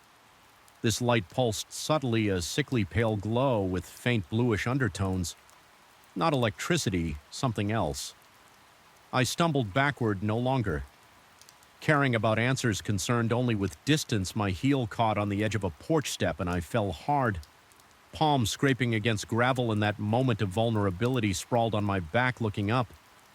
I saw movement at the window. The blind shifted just slightly and for an instant I glimpsed something watching me. Not a face exactly, but an impression of observation that sent primal terror coursing through me. I scrambled to my feet and ran, not stopping until I was safely locked inside my own cabin. I pushed a dresser against the door for good measure, ignoring the voice of reason that insisted I was overreacting that night. I didn't sleep. I sat in the chair by the window, watching as the light in the neighboring chalet remained steady until dawn approached, then winked out precisely as the first birds began their morning songs. The final 3 days of my stay became an endurance test. I considered leaving early, but found my tires mysteriously flat when I attempted to depart. All four simultaneously, a statistical improbability that Vernon attributed to metal debris on the service road. When I sought his help, the earliest a mobile mechanic could arrive was precisely my scheduled departure day. Each night followed the same pattern, the scratching at my door around 2 a.m., the light in the neighboring cabin, the shuffling movements. I stopped investigating, instead huddling in my bed with blankets pulled tight around me as if cotton and polyester could shield me from whatever existed next door on my final morning. As I loaded my repaired car under Vernon's watchful gaze, he approached me with something clutched in his gnarled hand. "Found this while cleaning your cabin," he said, extending his palm to reveal my watch, the expensive one my ex-wife had given me for our 10th anniversary, which I distinctly remembered packing securely in my toiletry bag. "Where did you find it?" I asked, voice betraying my unease. Vernon's roomy eyes met mine directly for the first time. It was on the nightstand next door, he said quietly in the empty cabin. I snatched the watch from his palm, the metal ice cold. Despite the warmth of the morning as I drove away, I glimpsed Vernon in my rearview mirror standing motionless in the gravel drive, watching my departure with an expression of profound relief. 3 months have passed since my stay at Pine Hollow. I've rationalized most of what happened: stress-induced paranoia, grief, manifesting his anxiety, an old man playing mind games with a vulnerable guest. Yet I cannot explain why some nights I still wake at precisely 2:18 a.m. to the sound of gentle scratching at my apartment door, or why when I check my watch the same watch returned to me that final day. The time always reads 2:17, regardless of the actual hour, and I cannot explain why last week I received a small parcel in the mail containing a wood splinter painted a familiar shade of green with a handwritten note from Vernon. "It followed you home. I'm sorry the darkness in an empty building speaks a language of its own. It's not the absence of light that unsettles you. It's the weight of emptiness, the hollow that seems to breathe when nothing should be breathing at all. I've spent 15 years as the night caretaker at Westwood Heights, and I thought I understood every creak, every settling pipe, every whisper of the heating system coming to life, until the 7th floor began to call to me. My name is Michael Reeves at 53. I've seen enough in life to consider myself reasonably unshakable.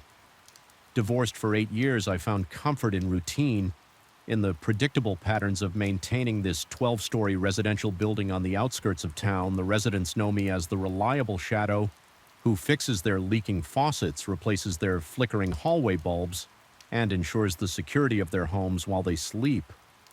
What they don't know is how the building has changed, or perhaps how I have the 7th floor has been vacant for renovation for nearly 6 months. Now, a plumbing disaster had rendered all 8 units uninhabitable, with construction crews working during daylight hours to restore the apartments by nightfall. The floor should remain silent, dark, and locked. That's how it had been until 3 weeks ago. My nightly rounds are methodical. I begin at the basement at 11 p.m., checking the boiler room electrical panels and maintenance closets before ascending floor by floor. I inspect hallway lighting, emergency exits, stairwells, and common areas. A ritual performed with such consistency that my body moves through the building on autopilot while my mind wanders elsewhere. That Tuesday night, my routine was broken by a thin line of light leaking into the sixth-floor stairwell from above. My pulse quickened slightly in instinctive response to the unexpected. The seventh floor should have been dark, as it had been every night before I climbed the remaining stairs. My footfalls suddenly seeming unnaturally loud in the concrete enclosure. The hallway was bathed in the artificial glow of a single ceiling light. Approximately halfway down the corridor, all other fixtures remained dark, creating a spotlight effect on the worn carpet and half-painted walls. I stood motionless for several moments, listening for any sign of the construction workers who might have lingered beyond their hours. Nothing but the distant hum of the building systems reached my ears. I approached the illuminated section of hallway keys, jingling soft at my hip as I drew closer. Goosebumps rose along my forearms despite the building's warmth. Something felt wrong in a way I couldn't articulate, like walking into a room and finding all the furniture shifted 1 inch to the left. Everything looked correct but felt fundamentally altered. Then I noticed Unit 704's door standing ajar by about 3 in. I distinctly remembered securing that door myself. The previous Friday, after the contractors had finished installing new drywall, I had checked each unit, personally ensuring they were locked for the weekend. My throat constricted as I approached. I called out, announcing myself as the building caretaker, my voice sounding strangely hollow in the empty corridor. No response came using my flashlight.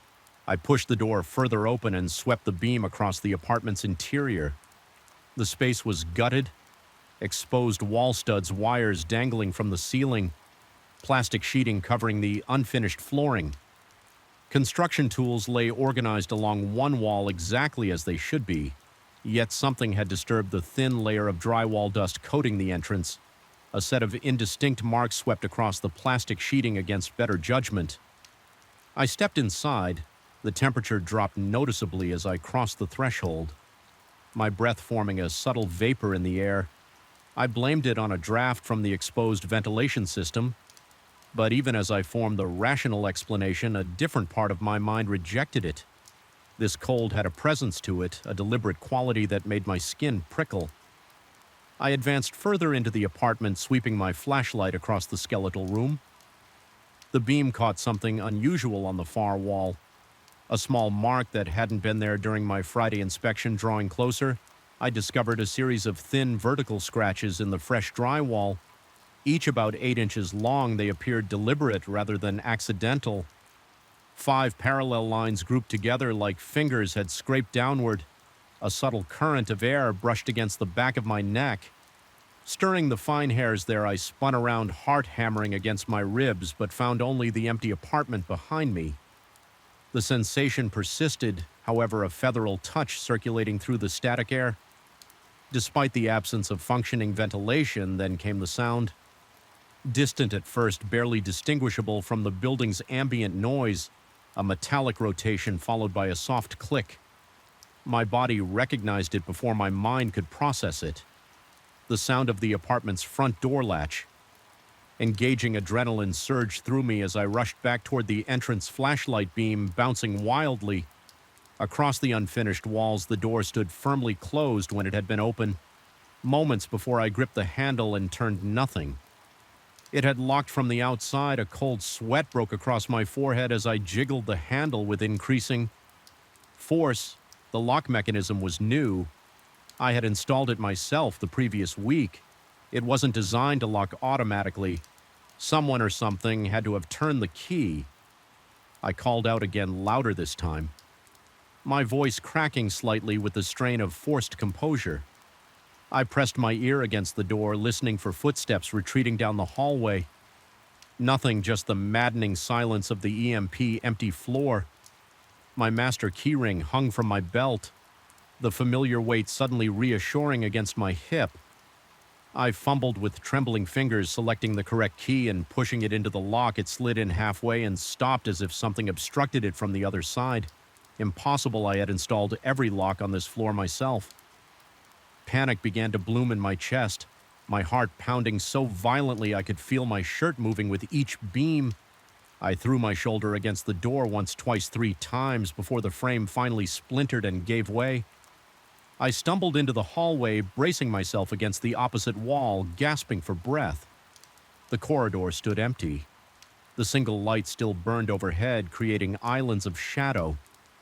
At either end of the hallway, I scanned both directions, looking for any sign of an intruder, but found only the silent row of closed doors staring back at me like blind eyes. When my breathing finally steadied, I examined the door I had just forced open. The lock appeared untampered with.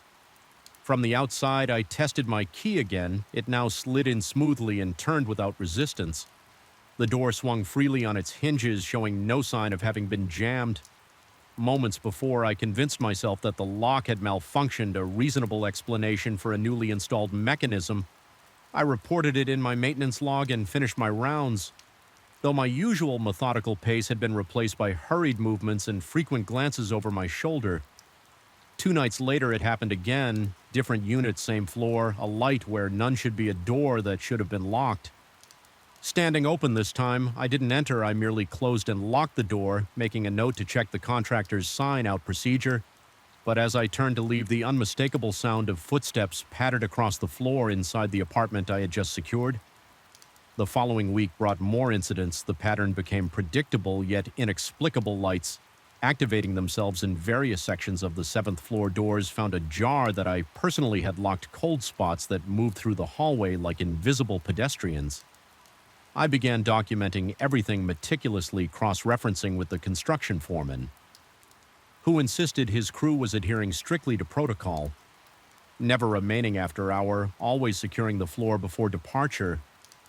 I installed motion-activated cameras at my own expense, eager to identify the trespassers I was certain were responsible. The footage showed nothing, just empty hallways and doors that opened by themselves, locks turning without visible assistance in one particularly disturbing sequence. A shadow stretched across the wall without a corresponding figure to cast it, elongating like spilled ink before dissolving into the darkness. My sleep became fragmented, corrupted by dreams of endless corridors and doors that led nowhere.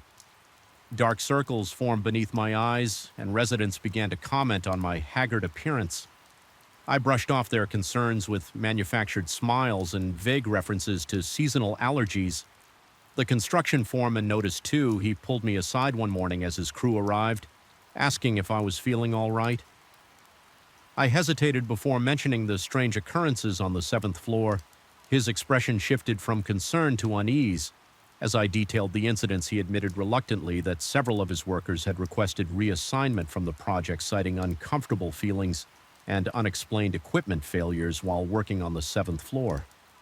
One electrician had quit entirely after claiming to hear someone whispering his name from inside a wall cavity. The foreman had dismissed it as job site superstition, but now he wasn't so certain. Those revelations should have reinforced my growing dread, but instead they provided a strange comfort.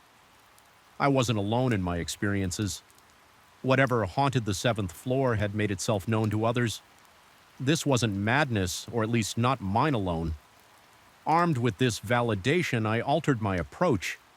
Instead of avoiding the floor or rushing through my inspections, I began spending more time there.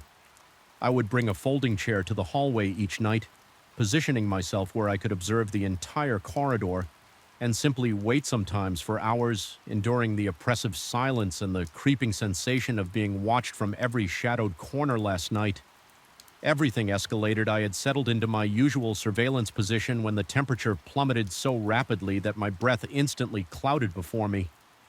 The cold penetrated my uniform, seeping into my bones with an unnatural intensity that no drafty building could explain. All the department doors along the corridor simultaneously swung open, the sound of their unlatching echoing like synchronized gunshots in the confined space. I froze, fingers digging into the arms of my folding chair, unable to flee or call out from within each darkened unit. A soft blue illumination began to pulse, casting rhythmic shadows across the hallway. The light seemed to breathe, expanding and contracting with organic precision. My own breathing sin ionized with it. Involuntarily, my lungs filling as the light grew stronger, emptying as it dimmed. Then I heard it, a sound so ordinary it became terrifying in this context. From the furthest unit came the unmistakable noise of running water, not the violent rushing of broken pipes that had originally damaged this floor, but the gentle patter of a shower in use. Steam began to billow from the doorway, rolling down the corridor toward me like a living fog. My par paralysis broke. I stood shakily, my chair clattering to the floor behind me. The sound echoed unnaturally, repeating and distorting until it resembled distant, mocking laughter. I backed toward the stairwell, unwilling to turn my back on the open doorways. The fog continued its advance, swirling around my ankles with deliberate movement within its vaporous body. I could discern shapes forming and dissolving, suggestions of faces and limbs that vanished. When direct observed, my back hit the stairwell door, and I fumbled blindly for the handle eyes still fixed on the hallway as I pushed through to the stairwell. I caught one final glimpse of the corridor standing in the steam. Filled haze was a figure humanoid, but wrong. Somehow its proportions subtly distorted. It raised what might have been an arm in a gesture that could have been a greeting or a warning. I didn't sleep at all last night. I called in sick today. The first time I've missed work in 3 years, the construction foreman texted me this afternoon asking if I knew why his crew found all their tools arranged in perfect concentric circles in the middle of Unit 704. This morning, I didn't respond tonight. I will return to Westwood Heights, and to my duties, I will make my rounds checking each floor methodically as I have for 15 years. And when I reach the 7th floor, I know what I'll find: a light where none should be, a door that should be locked. Standing open, but this time I think I'll walk in and close the door behind me, whatever waits there has been calling to me specifically. Maybe it's time I answer the darkness. In an empty building speaks a language of its own. After all these weeks, I think I'm beginning to understand what it's saying. The first message arrived at 3:17 a.m. The sudden blue glow from my phone cut through the darkness, like a knife casting strange shadows across my bedroom ceiling. My own number stared back at me, identical to the one listed as me in my contacts. The text was simple: Yuval you. I blinked, sleep evaporating from my mind. You returned. The translation made my skin crawl. Despite the grammatical error, I didn't speak Portuguese. I had never been to Brazil or Portugal or anywhere that would justify this. Linguist slip, my thumb hovered over the screen. I typed, "Who is this?" and pressed. Send the message showed the spinning circle, then failed. I tried again. Same result. The digital void swallowed my attempts at communication, leaving only that question hanging in the air between me and or myself. I checked my call log, my message history. Nothing, no record of receiving anything at 3:17 a.m. When morning came, I contacted my carrier. The representative's voice carried the practiced patience of someone dealing with paranoid customers daily. He assured me no messages had been sent to or from my number overnight. No unusual activity whatsoever. The conversation left me with a hollow feeling in my stomach, as if I'd swallowed something cold and heavy that refused to dissolve. For 5 days, I convinced myself it had been a dream, a glitch, or some elaborate prank that would eventually reveal itself. The rational explanations I constructed felt like paper shields against the nagging dread that had taken residence in my chest. I found myself checking my phone obsessively, the screen becoming both a source of anxiety and the only window into whatever was happening. The second message came while I was brushing my teeth. No, Saya, ainda don't leave yet. My toothbrush clattered into the sink. I nearly slipped on the bathroom tile as I lunged from my phone. Heart hammering against my ribs, the screen showed no notification. Nothing but, as I stared at it, pupils dilated in the harsh bathroom light. The message appeared on my lock screen as if materializing from thin air. My hands trembled as I unlocked the phone. The message was there then in my normal messaging app. From my own number, I took screenshots, recorded a video of me scrolling through the conversation. I wasn't crazy, but when I logged into my carrier account once again, there was no record of these exchanges.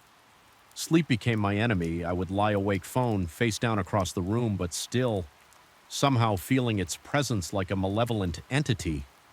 The soft buzz of electronics in my apartment, the refrigerator's hum, the digital clock's subtle electrical pulse took on sinister undertones.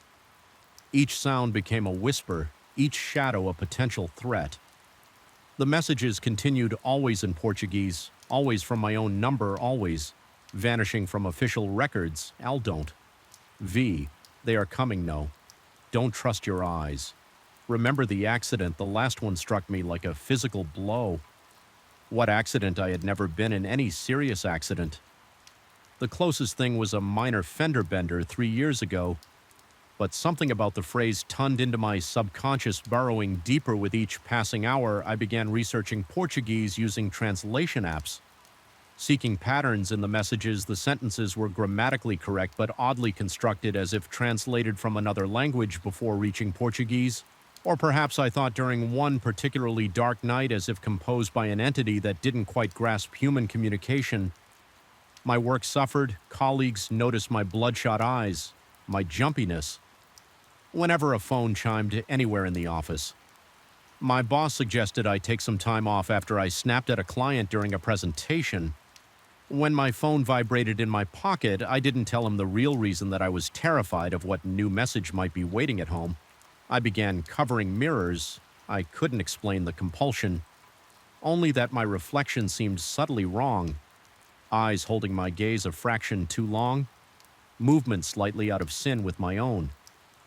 The bathroom mirror was first, then the full-length one in my bedroom. I used old sheets, securing them with duct tape, ignoring how unhinged it made my apartment look. The messages grew more frequent, more urgent. They are using your face now, don't let them replace you. The other side is leaking. I started sleeping with the lights on when I slept at all. My apartment became a fortress, blinds. Drawn doors double locked. I began recording everything.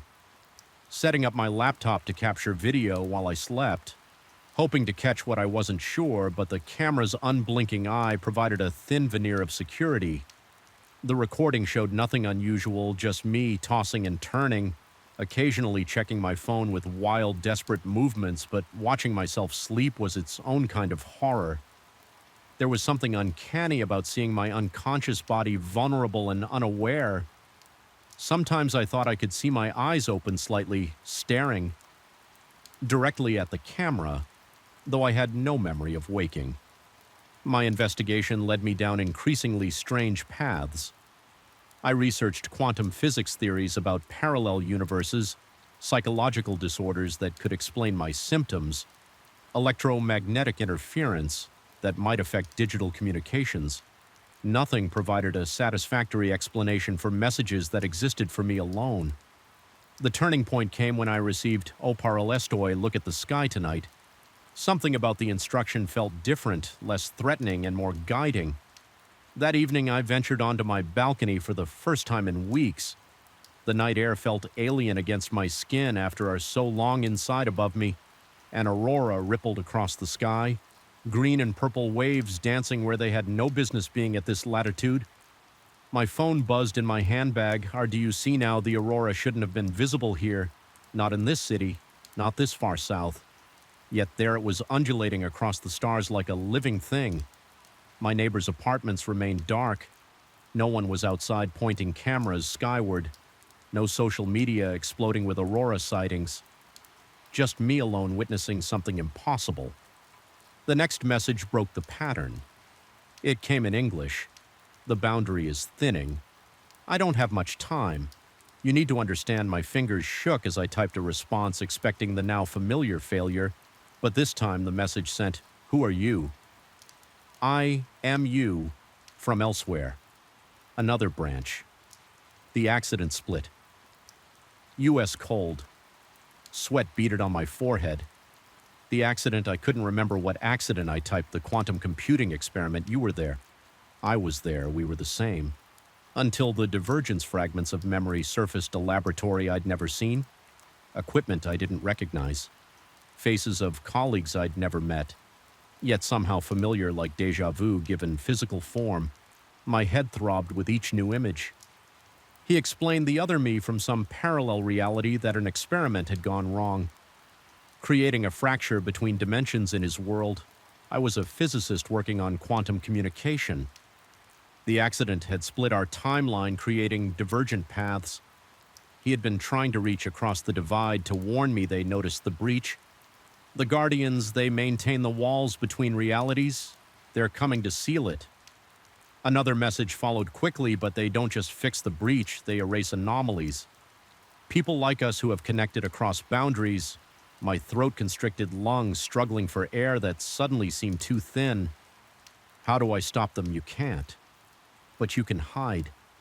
The aurora is a manifestation of the breach. When it fades, they'll come. You need to be somewhere they won't look where.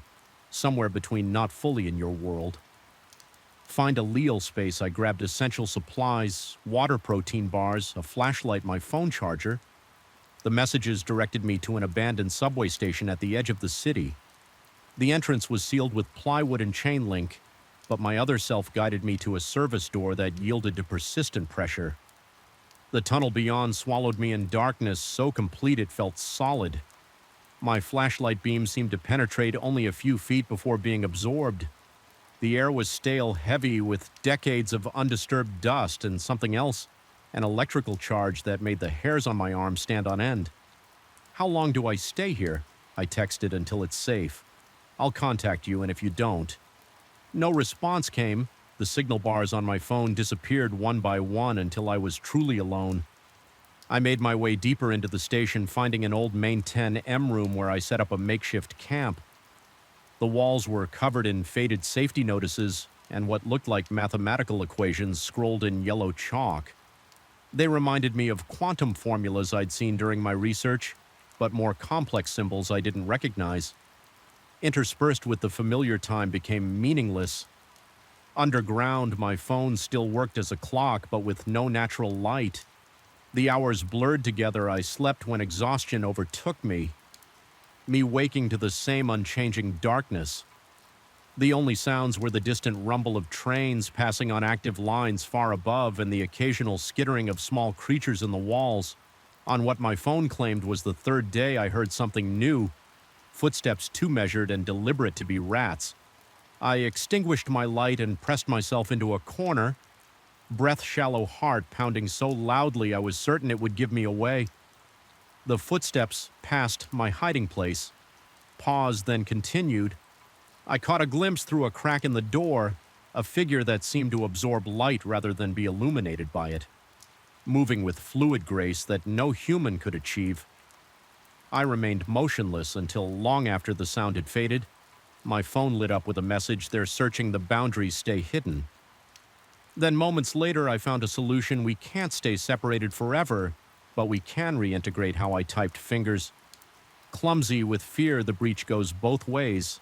I can pull you through or push myself into your reality, but the transition would be difficult. Difficult, how our consciousness would merge. Two sets of memories, experiences, knowledge, most people's minds. Fracture. Under the strain. I considered the alternative: remaining in this limbo, indefinitely hunted by entities I barely understood. What do I do? Find the central platform. There's a maintenance access panel with a red lever. When you pull it, focus on the accident. The memory you've been avoiding, it will create a quantum resonance between us. It took hours of careful movement through the darkness to find the platform. The access panel was exactly where he said it would be, hidden behind a defunct ticket booth. The lever inside was cold to the touch. Resistant as I gripped it with both hands, I closed my eyes and allowed the suppressed memories to surface. The laboratory, the humming machine, the sudden flash of light that seemed to tear reality itself. I remembered my other life, my work, my knowledge. As I pulled the lever down, electricity arced from the panel, enveloping me in blue-white light. Pain lanced through my skull as two sets of memories fought for dominance. Childhood in Boston versus growing up in Chicago, studying literature versus quantum physics. Relationships with different people who had never existed in the other's world for a moment that stretched into eternity. I was everywhere and nowhere, everyone and no one. When consciousness returned, I found myself lying on my apartment floor, phone clutched in my hand. The screen showed a message thread with my own number, but now I could see both sides of the conversation, what I had sent and what I had received. Both were mine, both had always been mine. I stood on shaky legs and approached the covered bathroom mirror with trembling fingers. I pulled down the sheet, my reflection stared back, but now I recognized it fully. The subtle wrongness IID perceived was just the disconnection between my fractured selves. My phone buzzed one final time, my number, our number, with a simple message. We're whole now, but the boundary remains torn. Others might find their way through. I glanced at my window where the night sky appeared normal. Stars visible between city buildings. No aurora, no visible breach. But I knew better now. Reality was thinner than anyone suspected, more permeable and somewhere beyond the veil. The Guardians were still searching. I turned away from the window and began removing the sheets from all my mirrors. I would need to see clearly from now on. After all, I knew exactly what to watch for. The fluorescent lights in the Harmon Business Center flickered with an unnatural rhythm, casting sickly shadows across the fourth-floor hallway. The constant electrical hum that permeated the building seemed to deepen as I approached the end of the corridor clipboard. In hand, something about this place had felt wrong from the moment I'd accepted the contract to assess the commercial properties. Not wrong in any way I could articulate, just a persistent gnawing wrongness that settled in the pit of my stomach and refused to dissipate. My name is Michael Reeves, Commercial Property Assessor for Westlake County. I've spent 15 years evaluating office spaces, retail locations, and industrial properties. I know buildings. I understand their logic, their patterns, their secrets. At least I thought I did before I encountered Office 408. It began 3 weeks ago when I received the assignment to conduct a comprehensive assessment of the Harmon Business Center, a 12-story structure built in the late 1980s. The work was straightforward. Verify occupancy document, maintenance issues, assess market values, and update the county's property database. I'd received spreadsheets listing all tenants, floor plans showing every office and security AC access to the entire building. The assessment progressed smoothly through the first 3 floors, but when I reached the 4th floor and began cross-referencing my tenant list with the actual offices, I noticed a discrepancy. My system showed every office from 401 to 424, except for a mysterious 408. According to the official floor plan, there was only 408, no 408. I assumed it was a clerical error and continued my work. That Friday afternoon, I was finishing my inspection of the 4th floor when I noticed something odd. The main corridor made a sharp right turn at the end, leading to a short hallway that wasn't clearly marked on my floor plan. Following it, I discovered a door with a small tarnished plaque reading 408A in faded lettering. The inconsistency triggered my professional curiosity. This office existed physically, but not in any of the official records. I tried the handle, finding it locked. Pressing my ear against the door, I detected no sound from within. Not even the omnipresent hum of the building's ventilation system seemed to penetrate this space. I knocked, receiving no response. Something about the door's texture felt wrong against my knuckles. Not quite solid, not quite hollow. I made a note to return with a building manager. The strange office nagged at me throughout the weekend. Monday morning, I requested the complete architectural plans from the county archives and spent hours reviewing them according to every document. The hallway ended at Office 408. There was no turn, no extension, no 408. Yet I had seen it, touched it when I returned to the 4th floor. The following week, I experienced the first real shock. The corridor ended exactly as the plans indicated, with a blank wall where I distinctly remembered seeing the right turn and hallway extension. I stood frozen, my breath caught in my throat as cold sweat beaded on my forehead. I approached the wall, running my hands over its surface. It was solid drywall, painted the same institutional beige as the rest of the building, with no indication that a hallway had ever existed there. I asked the receptionist at the insurance office across the hall if she knew anything about Office 408A. She looked at me with genuine confusion, stating firmly that the hallway had always ended at that wall when I described the short extension corridor in the door. I'd seen she suggested I might have confused this floor with another building. Her certainty and the conviction in her eyes made my stomach tighten. I thanked her and left my hands trembling slightly as I made notes. That night I couldn't sleep. My mind replayed the memory of seeing that door, touching it, feeling its strange texture beneath my fingers. I'd been doing this job for 15 years. I didn't confuse buildings. I didn't imagine doors. 3 days later, I was driving past the Harmon Business Center around 9:30 p.m., having finished a late assessment at a nearby property. Almost without conscious decision, I pulled into the parking garage. The night security guard recognized me from my previous visits and allowed me upstairs after I explained I needed to check something for an urgent report. Due the next morning, the building felt different at night. The fluorescent lights hummed at a lower, more menacing frequency. The normal bustle of office activity was replaced by a silence so complete it seemed to press against my eardrums. The elevator carried me to the 4th floor with a jerky motion that felt deliberate, threatening. When the doors opened, I hesitated before stepping out the hallway, stretched before me, identical to how I remembered it from my daytime visits. Yet somehow altered, the shadows seemed deeper, the corners less defined. I walked slowly toward the end of the corridor, my footsteps echoing unnaturally in the empty space, and there it was, the right turn at the end of the hallway. The extension corridor, the door marked 408A. My heart hammered against my ribcage as I approached. The door looked older. Somehow the wood more weathered, the metal plaque more tarnished than I remembered. The air in the small hallway felt dense, resistant, as if I were moving through water rather than air. My breath came in short, shallow gasps as I reached for my phone to document what I was seeing. I activated the camera and began recording, narrating in a whisper that sounded strange and disconnected from my body. As I approached the door, the image on my phone screen began to distort. Vertical lines cut through the picture, and the audio became a staticky mess of white noise and discordant tones. When I touched the door, the screen went completely black, though the recording indicator showed it was still running. The handle felt ice. Cold against my palm set in a jolt of pain up my arm. It turned easily this time, and the door swung inward with no resistance.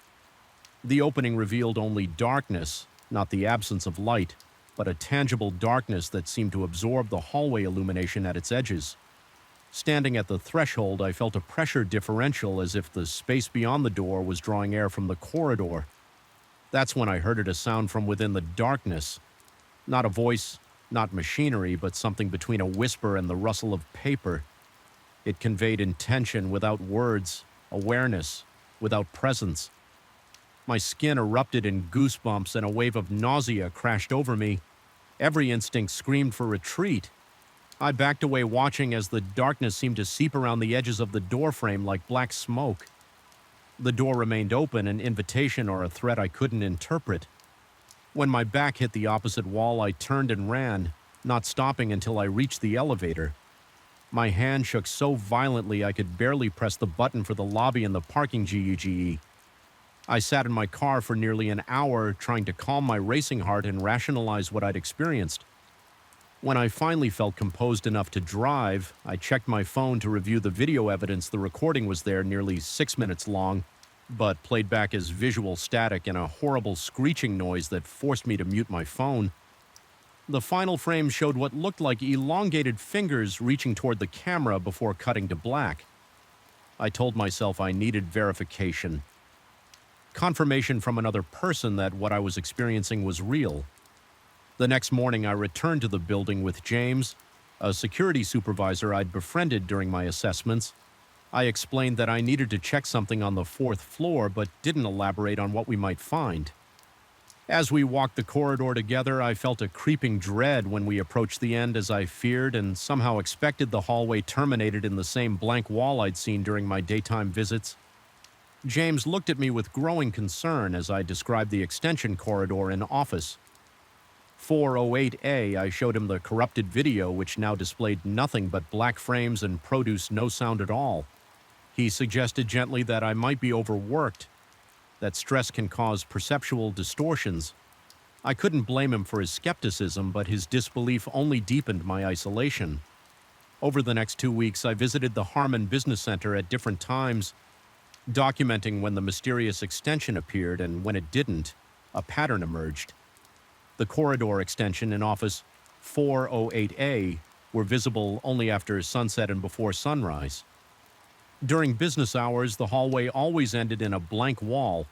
No one else seemed to notice anything unusual about the fourth floor. I began researching the building's history, searching for any information about Office 4A or unusual occurrences on the fourth floor. The Harmon Business Center had been constructed in 1987 on the site of an older structure. The Harmon Medical Arts Building, which had been demolished after a fire, archives from the local newspaper mentioned nothing unusual about either building.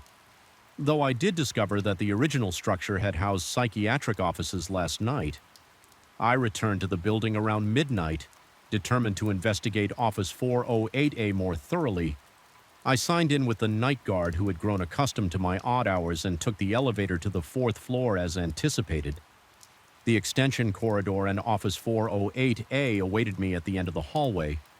This time I came prepared with a digital recorder, a flashlight, and a small digital camera. In addition to my phone, all devices began malfunctioning as I approached the door, batteries draining inexplicably, screens flickering, then going dark. The flashlight dimmed to a feeble glow that illuminated nothing standing before the door. I experienced that same sensation of heavy, resistant air and the subtle pulling feeling as if the space beyond the threshold was creating negative pressure. The door stood slightly ajar, this time, revealing a sliver of that absolute darkness within. I almost retreated, then almost turned and walked away, resolved to complete my assessment report without including the mysterious office. But professional pride and a growing obsession pushed me forward. I needed to understand what was happening. I needed to validate my experiences. I pushed the door open wider and directed my failing flashlight into the space. The beam didn't penetrate the darkness, rather. The darkness seemed to swallow it whole, but as my eyes adjusted, I began to perceive shapes within the blackness. The vague outlines of what might have been office furniture distorted and elongated, as if viewed through warped glass, and there was movement, subtle shifts in the density of the darkness. Suggesting something circulating within the room, the air temperature dropped dramatically. My breath fogging before me as I stood at the threshold. That sound returned the whisper rustle I'd heard before, but now it formed patterns that almost resembled words. Logic insisted I should not enter, but I found myself taking a step forward anyway, crossing the threshold into Office 408. The cold intensified, immediately burning my lungs with each breath. The door swung shut behind me with a soft click that sounded final, irrevocable, in the absolute darkness. My sense of orientation vanished. I couldn't tell which direction faced the door, which way was forward or back. Then came the sensation of presence, not just one but many. I wasn't alone in that lightless void. Something moved past me, brushing against my arm with a touch that felt like dry paper. Another passed behind me close enough that I felt the displacement of air against my neck. My heart pounded so violently I feared it might rupture. The whisper rustle. Sounds converged, forming words I could almost comprehend. They seemed to emanate not from any particular direction, but from the darkness itself. I strained to understand, feeling that they were trying to communicate something of vital importance. That's when I saw it, a faint phosphorescent glow emanating from what appeared to be a desk at the center of the room. As my eyes adapted further, I could make out papers spread across its surface, glowing with their own pale light. I moved toward them, driven by a compulsion I couldn't resist. The papers contained architectural drawings of the Harmon Business Center, but with significant differences from the building I knew. Additional rooms, hidden passages, and altered dimensions filled the blueprints. Most notably, the fourth floor showed a much larger space where Office 408A should be a suite of rooms designated as special projects with no further explanation. As I examined the papers, I noticed dates in the corners, They weren't from the 1980s when the current building was constructed, but from 2031, 6 years in the future. My hands trembled as I tried to process this impossibility. The whisper rustle sounds intensified, becoming almost frantic in their rhythm. A sudden clarity struck me. Office 408. A existed. Outside normal temporal boundaries, it wasn't disappearing and reappearing. It was phasing between different points in time. During business hours, it existed in another, when perhaps the past or future becoming accessible, only during the Leal night hours when the building's energy pattern shifted as this realization formed. The temperature in the room plummeted further. The papers on the desk began to curl and blacken at the edges. Though no flame was visible, the presences moving around me grew more agitated, their paper dry touches becoming more frequent, more insistent. I needed to leave now, but in the disorienting darkness, I had no idea which direction would lead to the door. Panic surged through me as I turned in place, searching for any indication of an X, yet my foot struck something solid, a chair or desk, sending me stumbling forward. My outstretched hands met a solid surface, a wall. I ran my palms along it, searching desperately for a door handle. The whisper rustle, sounds coalesced into a single voice, still not quite human but clearly intelligible. Now it spoke 4 words that froze my blood. Not yet your time. My searching fingers found a metal doorknob. I twisted it frantically, throwing my weight against the door. It opened suddenly, sending me sprawling into the brightly lit main corridor of the 4th floor. The door to office 408 easily slammed shut behind me with a force that shook the walls. I lay on the carpet, gasping for breath, my body trembling uncontrollably. When I finally managed to stand, I turned to look at the door and found only a blank wall, as if the extension Core in Office 408A had never existed. That was 3 days ago. I've submitted my assessment report for the Harmon Business Center, deliberately omitting any mention of Office 408. My supervisor has noticed my distracted state but attributes it to overwork. I've requested a transfer to residential assessments, citing a need for change after 15 years in commercial properties. But I know I'll return to the Harmon Business Center. The architectural drawings I saw in that darkness haunt my thoughts. What happens in 2031? What special projects will occupy that impossible space? Most troubling of all, I can't shake the certainty that I was meant to see those blueprints that whatever entities inhabit. Office 408A wanted me to know about the building's future. Sometimes when I'm alone in the silence of my apartment, I hear that whisper rustle sound again, faint but unmistakable, and occasionally from the corner of my eye, I glimpse movement. The shifting of shadows in a way that defies the physics of light. I've started avoiding mirrors after noticing that my reflection sometimes moves a fraction of a second too late. I don't know if I encountered something supernatural in Office 408A, or if the room represents some kind of temporal anomaly with a scientific explanation. What I do know is that whatever exists in that space recognized me, communicated with me, and for reasons I cannot fathom, released me. Not yet my time. It said, the implication being that someday it will be Beak. The first thing I noticed wasn't the silence, but its absence. The distant hum of traffic I'd been hearing for miles suddenly vanished, replaced by a vacuum so complete it made my ears ring. That's when I checked my GPS and found the screen frozen, not displaying an error, just stuck, as if time itself had stopped for everything except me and my aging sedan. I'd been driving for 3 hours when I decided to take that detour. Interstate 70 had become a parking lot, an accident ahead according to the radio, and my brother was expecting me for dinner. The clock read 4:37 p.m.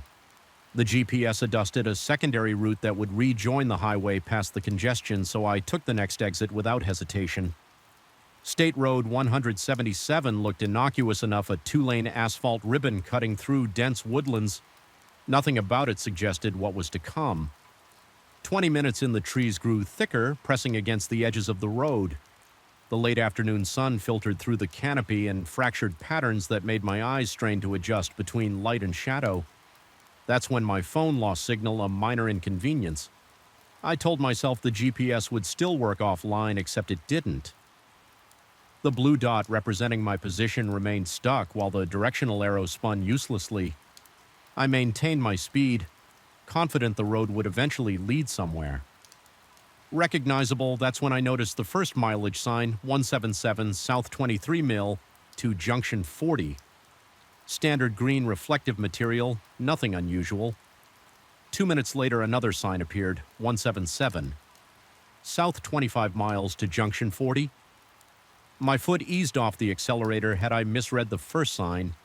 I shook my head and pressed on the next sign. Left no room for doubt, 177 South 28 miles to Junction 40. The distances were increasing. I was driving south, but somehow getting further from my destination, a cold sweat broke out across my forehead. I checked my watch, 5:12 p.m. The afternoon sun should have been lower in the sky, but when I looked outside, the golden light appeared higher, more like mid-afternoon.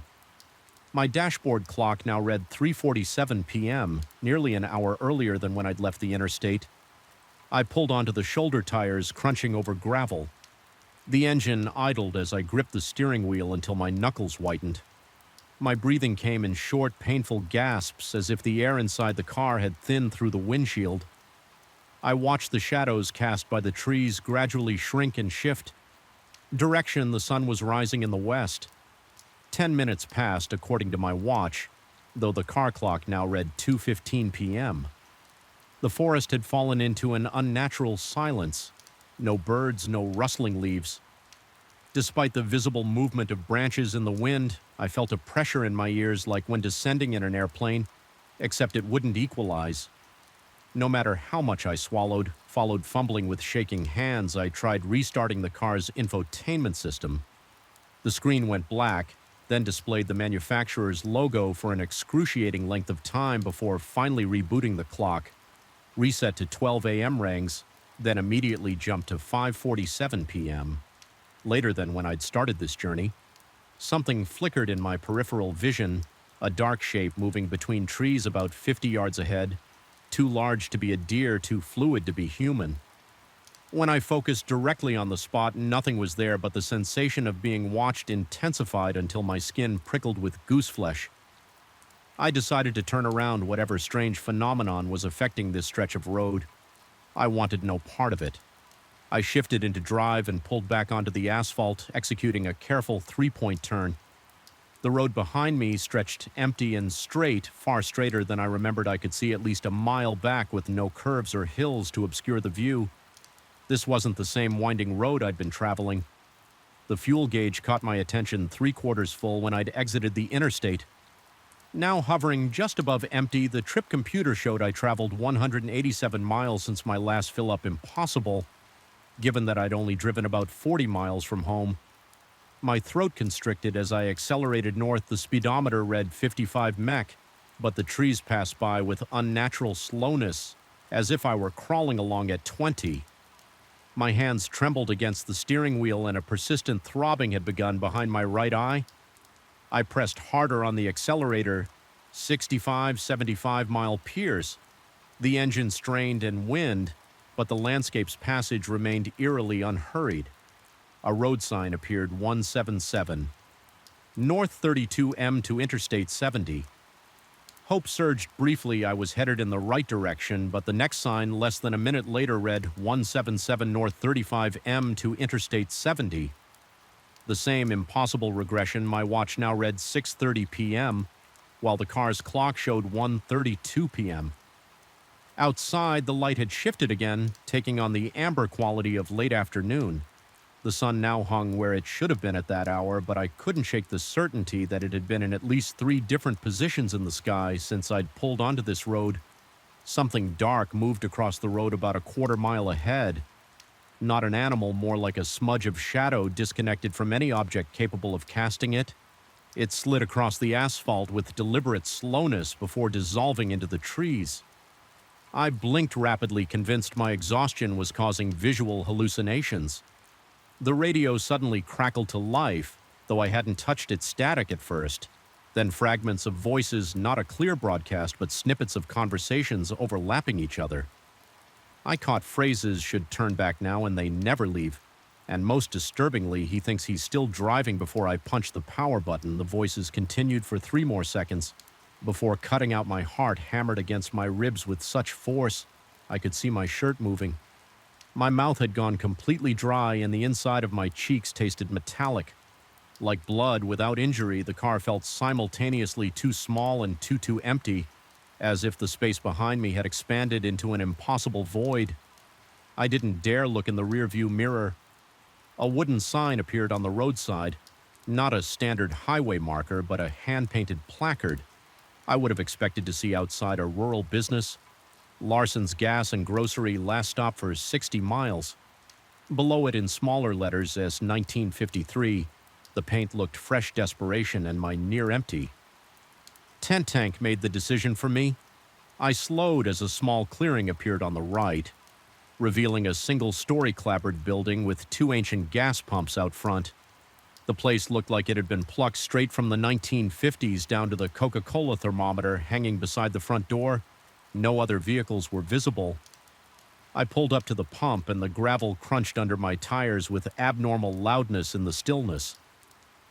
When I shut off the engine, the abrupt silence felt like a physical presence pressing against my eardrums. My watch read 7:05 p.m. The car's clock displayed 4:37 p.m. Exactly the time I'd exited the interstate hours earlier. The station appeared operational. Lights glowed warmly behind the windows, but no one came out to attend the pump, and I saw no movement inside. I sat for 5 full minutes, unable to make myself open the door and step outside. Something about this place felt wrong, in a way I couldn't articulate, not abandoned, but waiting. I noticed a payphone attached to the side of the building, an anachronism in our cellular age, a lifeline. If I could call my brother, explain where I was, but even as the thought formed, I realized I didn't know where I was. Not really. The GPS had failed, the mileage signs contradicted themselves, and time itself seemed broken. A bead of sweat traced a cold path down my spine as I finally forced myself to exit the vehicle. The air outside felt thick and stagnant, like breathing through wet cotton. The temperature had dropped at least 15 degrees since I'd pulled over earlier. Though the sun still shone with late afternoon intensity, I tried the pump. First relieved when it activated with a mechanical clunk. After I lifted the nozzle, no card reader. This was the sort that ran continuously until you manually stopped it. The numbers spun on the analog display as I filled my tank, the gallons climbing improbably fast considering how little room should have remained. 7 gallons, 10, 15, 18. The tank held 16 maximum. I pulled the nozzle out, but gasoline continued to pour from the spout onto the concrete, disappearing through cracks without pooling. I jammed the nozzle back into the pump housing and the flow ceased. The station door opened with a creak that raised the hair on my arms. A man stood in the doorway, tall, rail thin, dressed in what looked like a service station uniform from decades past. His face remained in shadow. Despite the sunlight that should have illuminated his features been driving long, his voice sounded wrong, like multiple voices speaking in near unison. With subtle delays between them, I managed to croak out a response asking where exactly this road led. He made a sound that might have been a laugh, depends on where you're trying to go. He stepped forward and I stepped back. Involuntarily, his face came into view, ordinary features arranged in a slightly wrong way, as if someone had described a human face to an artist who had never actually seen one. Interstate, I said, my voice steadier than I felt. I'm trying to get back to Interstate 70. The interstate, he repeated, drawing out the word. Sure, you just keep heading north about 10 minutes, you'll see the signs. His lips didn't quite sync with his words. I nodded, already retreating toward my car. What do I owe you for the gas on the house? He said, smiling now. Too many teeth in that smile. First-time visitors don't pay the road brings us enough. He stepped back into the station before I could respond. The door closing with the same unsettling creak, I drove away with my hand slick on the steering wheel, accelerating harder than necessary. The station receded in my mirrors, then disappeared entirely when it should have still been visible on the straight road 10 minutes north. Just as he'd promised, I saw the interstate signs, the clock on my dashboard. Now read 5:52 p.m. My watch showed 7:32 p.m. The fuel gauge indicated a full tank. I merged onto Interstate 70 with a flood of relief, so intense it left me lie-headed normal traffic. Surrounded me cars, trucks all moving at predictable speeds. My GPS reactivated immediately. The robotic voice announcing I would reach my destination in 45 minutes. I had somehow bypassed half my journey. When I arrived at my brother's house, he greeted me with surprise, noting I was early despite the heavy traffic reported on the news. I checked the trip computer. It showed I'd driven 87 miles total. Exactly half the expected distance that night. Scrolling through my phone's photo gallery, I found images I didn't remember, taking blurry shots of empty road, the strange gas station, and one clear picture of a road sign, 177 South. Welcome back.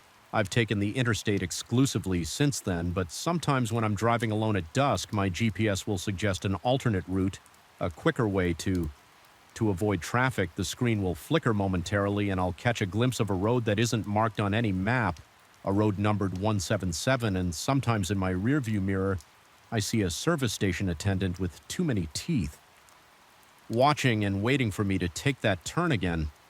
The mind plays tricks, they say, but what if the trick isn't in your mind at all, but in the fabric of reality itself? I discovered this terrible possibility on a Tuesday evening in October, sitting alone in my apartment surrounded by yearbooks and old photographs, my computer screen glowing with social media searches that yielded nothing. Absolutely nothing. My hands trembled as I ran them through my hair for the 800th time, a cold sweat breaking out across my forehead. Despite the chill in the room, how could someone I spent nearly every day with for 3 years simply not exist?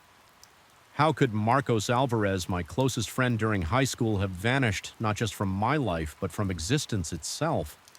I remember him clearly, 6'2", wavy black hair that fell just above his shoulders, a small scar above his right eyebrow from a childhood accident involving his brother's bike, the way he'd crack his knuckles before every basketball game. A habit I found annoying but predictable.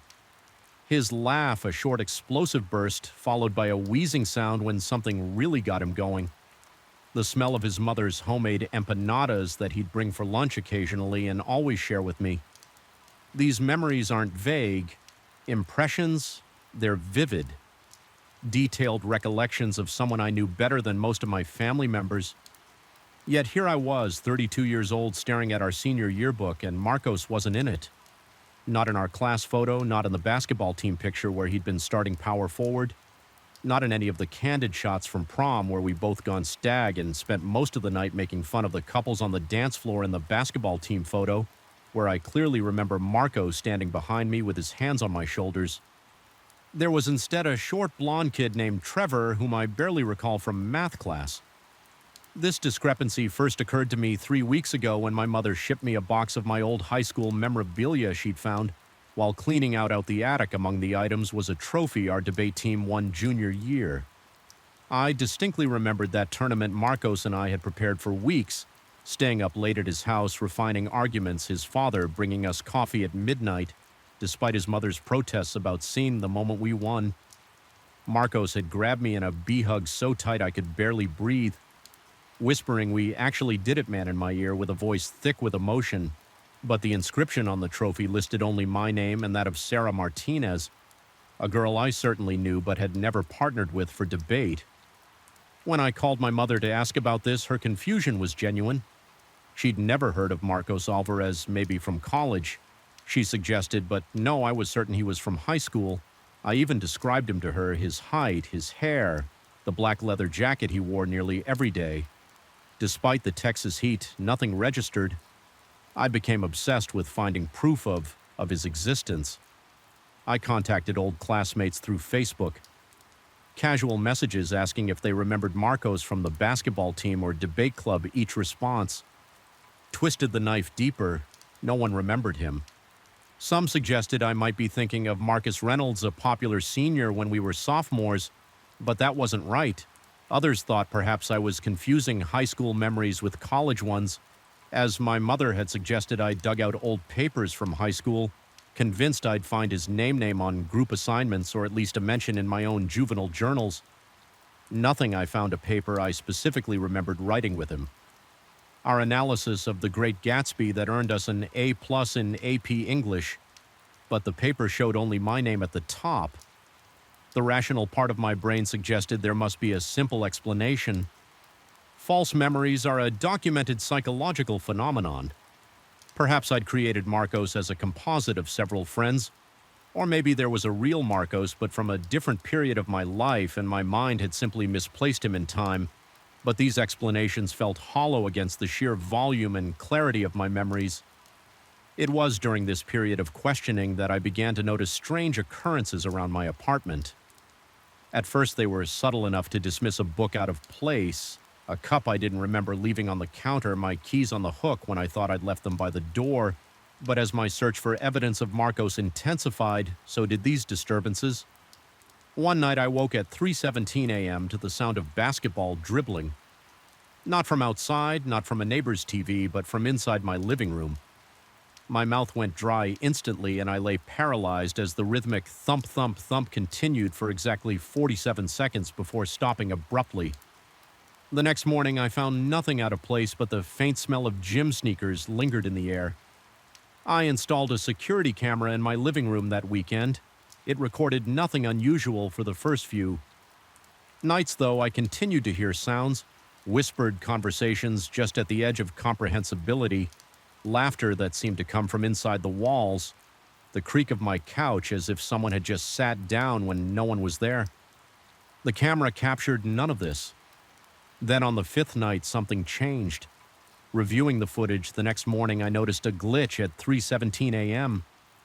The same time I'd heard the basketball dribbling days earlier, the video feed didn't cut out entirely, but the image warped, stretching and compressing as if seen through a heat mirage, and in that distortion for approximately 4 seconds, I could make out the silhouette of someone sitting on my couch. Someone tall with hair that fell to their shoulders. My heart hammered against my ribcage as I replayed those 4 seconds. Dozens of times, my fingers trembling so badly I kept missing the pause button. It wasn't clear enough to definitively say it was Marcos, but it wasn't clear enough to say it wasn't him either. What was clear was that someone or something had been in my apartment and my camera had barely captured it. I printed a still from the video, the blurry silhouette circled in red marker, and added it to my growing wall of evidence, a detective board worthy of any crime show, with sticky notes, string connections, and timeline markers. I was no longer just trying to prove Morrow's heading existed, I was trying to understand what was happening to me. Now sleep became almost impossible each night. The disturbances grew more pronounced. The temperature in my apartment would drop suddenly in specific spots, cold enough that my breath would fog if I walked through them. Electronics malfunctioned, my TV turning on by itself to static my phone ringing with no caller ID and no one on the line. When I answered 3 times, I found handwritten notes in what looked like my own handwriting, but with messages I had no memory of writing. Remember the pizza place, check the roof, he's still watching. The pizza place referred to in the note had to be Go's a local joint where Marcos and I used to go after basketball games. It had closed years ago, but the building was still there. Now a vape shop, the roof that had to mean our high school roof where we'd sometimes sneak during lunch breaks to get away from the noise of the cafeteria. The last note, though, he's still watching that one, chilled me to the core because I'd begun to feel exactly that. Watched, it wasn't just paranoia, the hairs on the back of my neck would stand up. Suddenly reflective surfaces, windows at night, my bathroom mirror. Even the screen of my turned-off TV seemed to show movements just at the edge of my vision. Movements that disappeared when I turned to look directly. I began avoiding mirrors altogether, taking quick showers with my eyes fixed firmly on the tiles. My performance at work suffered. Colleagues noted my distraction, my bloodshot eyes, my startled jumps when someone approached my desk. Unexpectedly, my boss suggested I take some personal days concern evident in her voice. I agreed not because I wanted the time off, but because I needed to pursue this mystery with my full attention. With this newfound freedom, I drove to my old high school, arriving just as classes L out for the day. The building had been renovated since my time there, but the basic layout remained the same. I spoke to the front office spinning a story about researching for a memoir and asked if I could see past yearbooks. The secretary, an older woman with sympathetic eyes, led me to the library where archives were kept. I spent hours going through yearbooks, not just from my years, but from the years before and after as well. No Marcos, I expanded my search to club photos, sports teams from other seasons, candid shots in the hallways.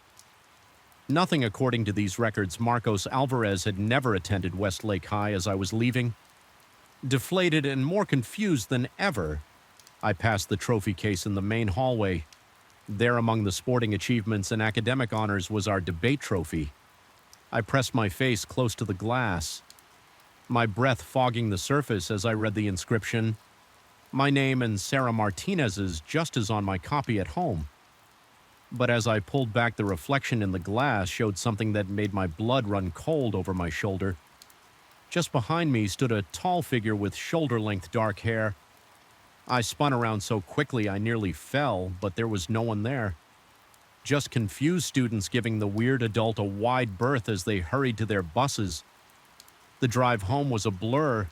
My hands shook on the steering wheel, and twice I had to pull over when I thought I saw someone in my back seat through the rearview mirror. By the time I reached my apartment, the sun was setting, casting long shadows across the parking lot. I sat in my car for nearly 20 minutes, gathering the courage to go inside the weight of what I'd seen or thought I'd seen pressing down on me like a physical force inside my apartment.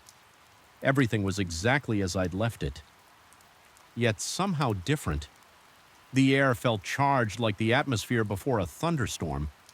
I went straight to my evidence wall, staring at the blurry silhouette from my security camera.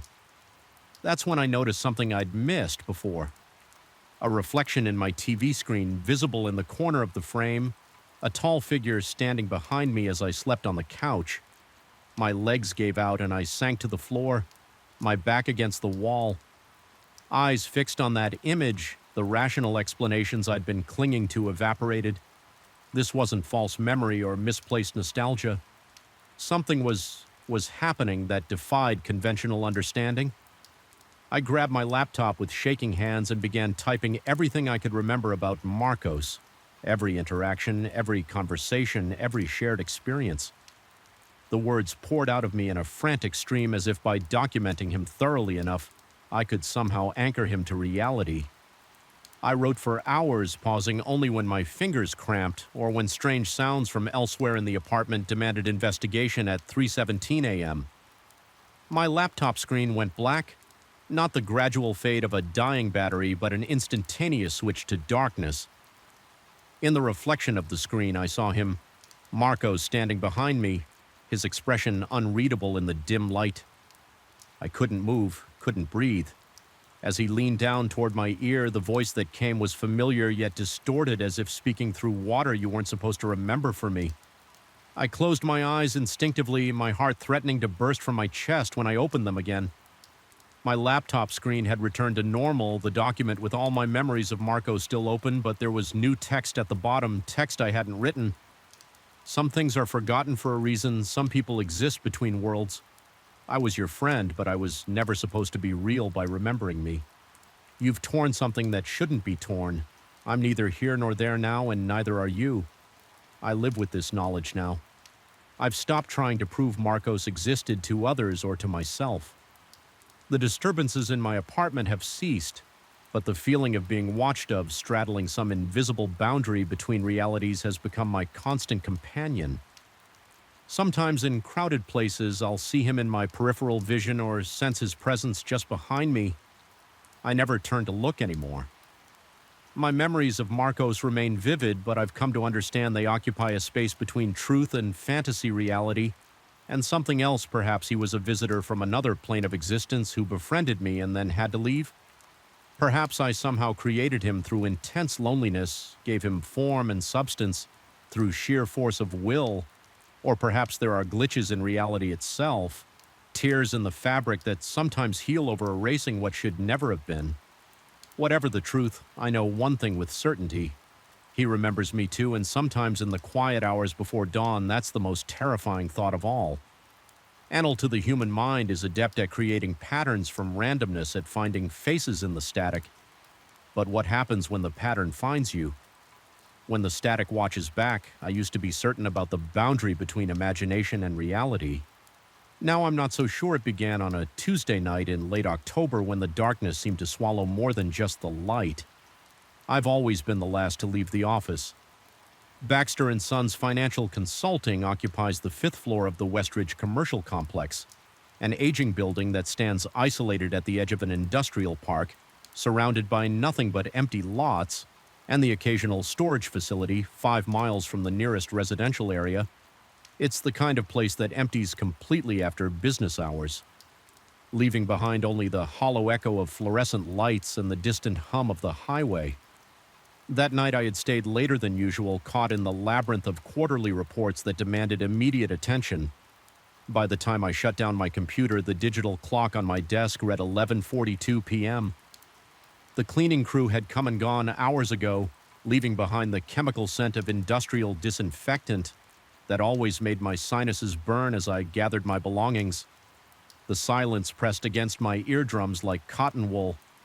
The building had settled into that peculiar stillness that seems to amplify every small sound. The tick of the wall clock, the distant gurgle of pipes, the soft whisper of air through vents. I remember thinking how different a place becomes when humans vacate it, as if the walls themselves exhale. Once we're gone, the elevator ride down to the lobby was uneventful, though I couldn't shake the feeling that the car descended slower than usual, as if reluctant to deliver me to the ground floor when the doors finally parted. The security guard's desk sat empty. Jerry usually worked until midnight, but his chair was vacant, a half-empty coffee cup. The only evidence of his presence, I called out his name, but my voice merely bounced off the marble floors and died in the corners of the lobby. I shrugged it off. Perhaps he was making his rounds or had stepped outside for a cigarette. I pushed through the heavy glass doors and stepped into the night. The air was unseasonably cold, carrying the metallic scent of approaching rain. The parking lot stretched before me, a vast expanse of cracked asphalt, illuminated only by scattered lampposts that cast pools of sickly yellow light at uneven intervals. My car, a gray Honda Civic that had seen better days, was parked in the farthest corner, a habit I developed to prevent door dings and scratches from careless coworkers. The walk to my vehicle usually took less than 2 minutes, but that night it felt longer. Perhaps it was the unusual silence or the way the wind had suddenly died, leaving the air unnaturally still about halfway across the lot. I noticed something, or rather someone, standing near my car. A man tall and thin, dressed in what appeared to be a dark suit. He stood perfectly still, facing the building I had just exited. Even from a distance, something about his posture seemed wrong, too. Rigid, too perfect in its stillness. No shifting of weight from foot to foot, no subtle movements of the head or shoulders that betray the presence of life. My pace faltered for just a moment before I forced myself to continue walking. My keys clutched tightly in my right hand, the jagged edge of my car key protruding between my knuckles. A defensive measure I'd learned in a self-defense class years ago. I kept my eyes fixed on my destination, trying to project an air of confidence. I didn't feel the logical part of my brain offered rational explanations. A fellow employee working late, someone waiting for a ride, a lost driver seeking directions. Yet with each step, the hollow pit in my stomach expanded. The figure remained motionless, and as I drew closer, I realized I couldn't make out his features. His face seemed to exist in a pocket of deeper shadow, as if the darkness clung to him more densely than to the surrounding night. 20 feet from my car, a chill shuddered through me that had nothing to do with the temperature. It started at the base of my spine and crawled upward, branching out along my ribs and settling at the nape of my neck. Where the fine hairs stood at attention, I forced myself to breathe evenly to maintain my pace. I was being ridiculous. This was just some guy in a parking lot. Nothing more. I angled my approach to give the figure a wide berth. Fishing my key fob from my pocket and unlocking the car from a distance. The responding flash of headlights briefly illuminated the scene, but the man remained a silhouette, his features indiscernible as I reached my vehicle. I risked a quick glance in his direction. He hadn't moved, hadn't turned. Still faced the building, still stood with that unnatural stillness, but something had changed. Something subtle that I couldn't immediately identify. Then it hit me. His shoulders seemed higher, his back straighter as if he was now alert. Aware of my presence, I slid into the driver's seat and locked the doors immediately. My hands trembling slightly as I inserted the key into the ignition. The engine sputtered once before roaring to life, and I cranked the heater to combat the sudden chill that had settled into my bones out of habit. I glanced at the rearview mirror to check for traffic before backing out. He was there behind my car, looking directly at me. My heart slammed against my ribcage, and I twisted in my seat, looking through the rear window. The parking space behind me was empty. Nothing but asphalt and paint-painted lines, confused. I turned back to the mirror. He stood there no more than 10 feet away, his face still obscured, but his body now angled toward my vehicle. Impossible. I whipped my head around again, scanning the entire area behind my car. Nothing. No one yet when I looked at the mirror once more. There he was, closer now, perhaps 7 feet from my bumper. Panic surged through me like an electrical current. I threw the car into drive and pressed the accelerator tires, squealing as I pulled away from the parking space. My hands were slick with sweat on the steering wheel as I navigated toward the exit. Checking all mirrors obsessively each time I looked at the rear view. He was there, always at the same distance, moving when I moved, stopping when I stopped, yet never visible. When I turned to look directly, I sped through the parking lot, taking the corner near the security booth too quickly, feeling the car list dangerously to one side before the tires found their grip. Again, the exit gate was up, unusual for this time of night, as it typically lowered automatically after 10 p.m. Requiring an employee keycard to open, I didn't question this. Stroke of luck, accelerating through the opening and onto the main road only when I was a mile away. With the glow of the highway visible ahead, did I allow myself to take a deep, shuddering breath. My shirt clung to my back, soaked with cold sweat, and my jaw ached. From clenching it so tightly, the rational explanations began to assert themselves again, a trick of the light, an overtired mind. Conjuring images from shadows, perhaps even the early stages of a migraine affecting my vision. By the time I reached my apartment 20 minutes later, I had almost convinced myself that nothing unusual had occurred. Almost. I parked in my assigned space, gathered my briefcase, and hurried inside, double-checking the deadbolt after closing the door behind me. I didn't sleep well that night, startling awake at every creak of the building, settling every distant car door closing in the lot below. Morning brought clarity and embarrassment in the harsh light of day. My fear seemed childish, a product of working too many hours and watching too many late-night horror movies. I showered, dressed, and headed to my car, determined to put the strange episode behind me. That's when I saw them on the driver's side of my Honda, starting near the front wheel. Well, and continuing to the back door, handprints, or something like handprints, elongated with fingers that seemed too thin. Too jointed. They weren't made of dirt or dust, as one might expect. Instead, they appeared as dry patches on the metal, as if all moisture had been extracted from those precise areas, leaving behind a dull, almost oxidized finish in the shape of hands. I stood staring at these marks, my briefcase slipping from suddenly numb fingers and landing with a thud at my feet. A maintenance worker passing by asked if everything was all right. I managed to nod, mumbling something about bird droppings on my car. He gave me an odd look before continuing on his way. I picked up my briefcase, unlocked my car, and drove to work on autopilot. My mind racing with possibilities, none of them comforting. The workday passed in a blur. I found myself staring at the clock, dreading the moment when the office would empty, when darkness would reclaim the world outside. I made excuses to leave early, citing a dental appointment that didn't exist.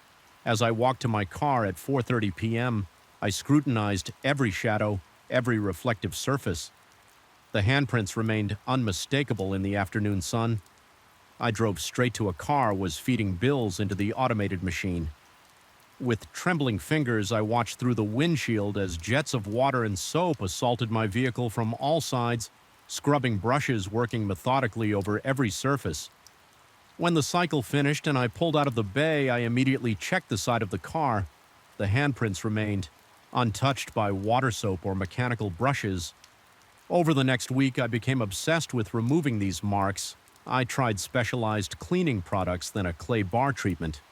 Recommended by a detailing enthusiast online, when these failed, I resorted to more desperate measures. Steel wool that should have scratched the paint, but somehow left no mark on the handprints.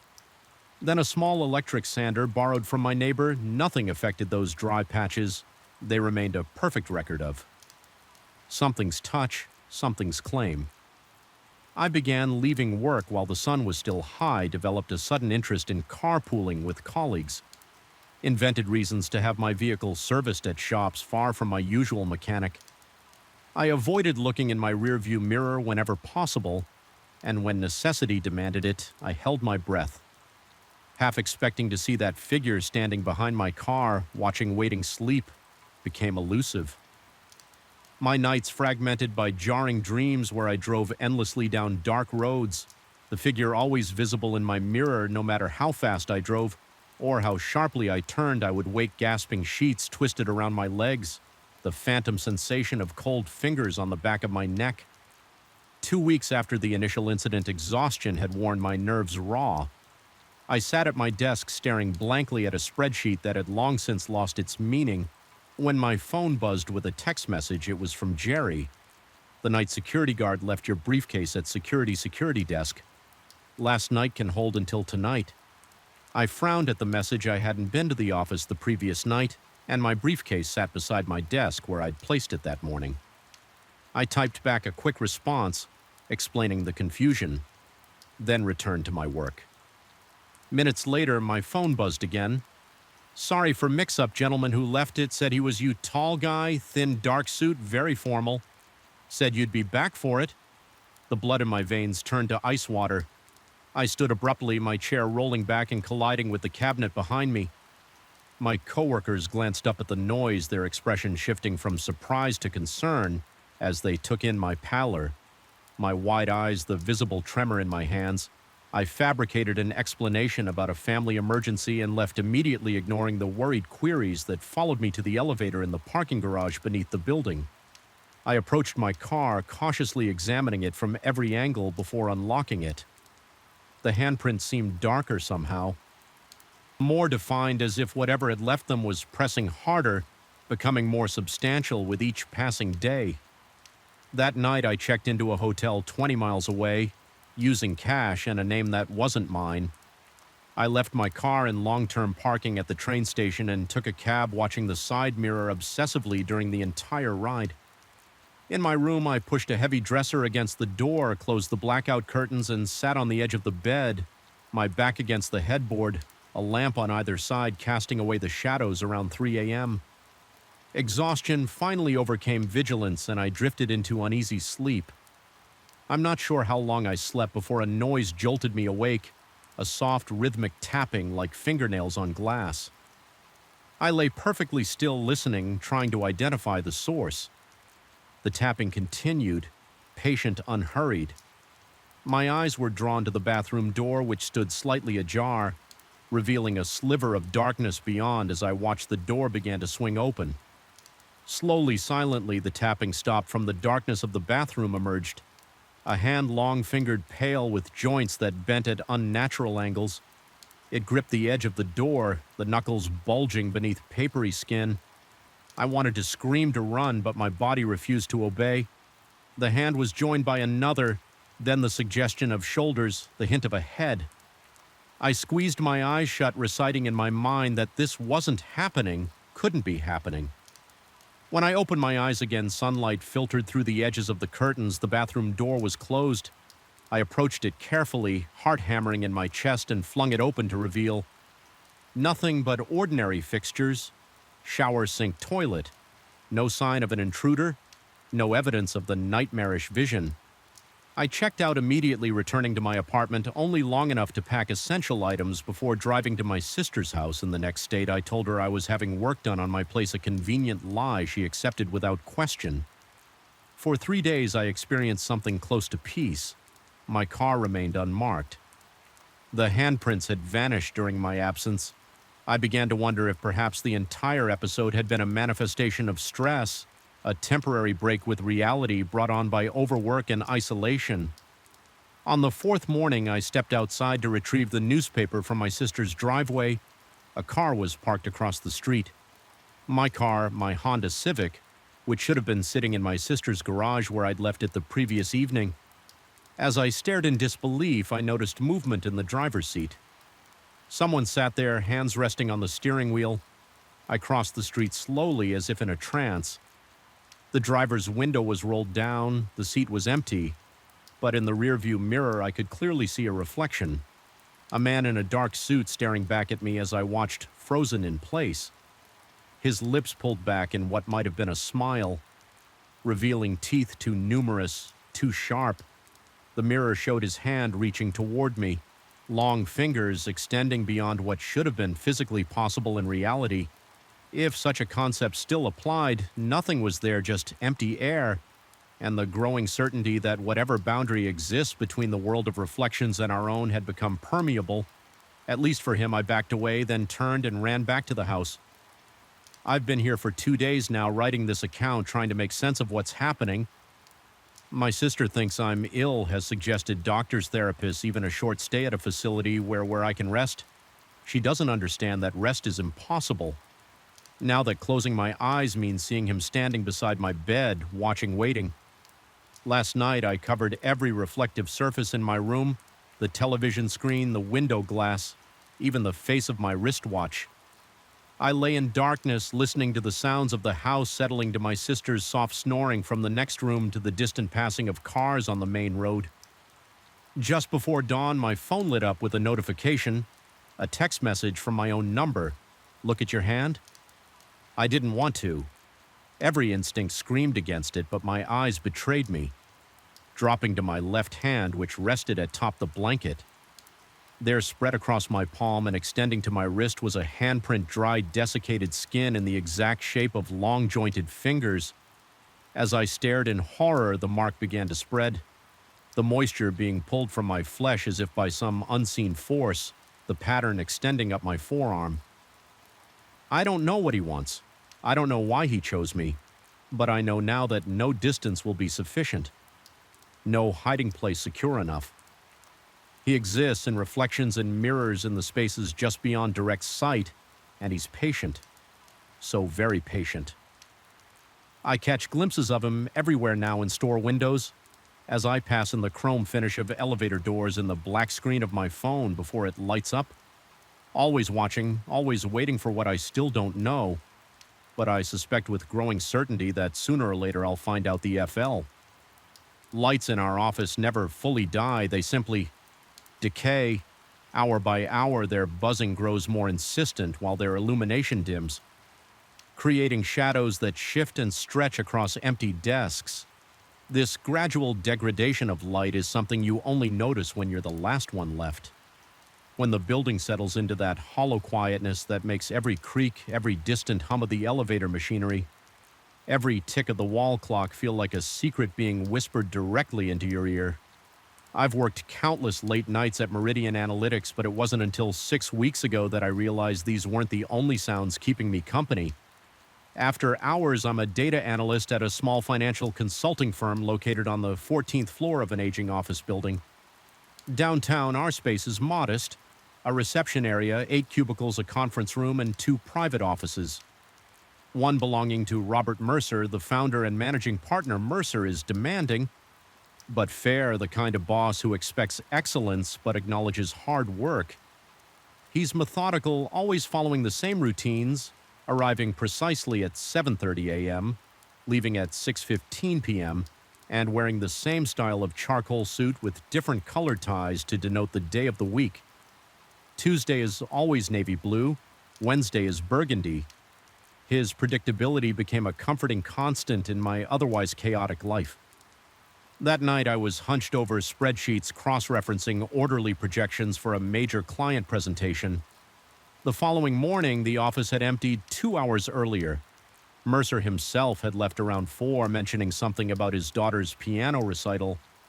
I remember checking my watch 9:42 p.m. and calculating how much longer I would need to finish the analysis. That's when I heard it, my name called out from the hallway leading to the conference room. Daniel, the voice was unmistakably Mercer's. That distinct Beret one with the slight southern drawl he picked up during his years at Vanderbilt. The inflection was peculiar, almost like a question and a statement. Simultaneously, I responded automatically asking if he needed the preliminary numbers. The sudden sound of my own voice hanging in the empty office made me realize how strange it was that Mercer would be back. I pushed away from my desk, the wheels of my chair squeaking against the laminate flooring. The hallway was empty. The motion sensor lights flickered on as I stepped into the corridor, revealing nothing but closed doors and the water cooler. Bubbling quietly in the corner, I called out again, my voice sounding smaller than before. No response. I checked the conference room. Mercer's office, even the small kitchen area and bathroom. Nothing. I rationalized that perhaps I had misheard something, the building's old pipes, the elevator machinery, or maybe even someone on another floor. Logical explanations existed. They had to back at my desk. I had just resumed work when the office phone rang, its shrill tone shattering the silence. The caller ID displayed Mercer's home number. My hand hesitated above the receiver for a moment before picking up Mercer's voice came through the line, inquiring about the status of the Davidson report. What froze the blood in my veins wasn't the content of his question, but the intonation, identical to what I had heard in the hallway minutes earlier. The same questioning inflection, the same subtle draw elongating the second syllable of my name.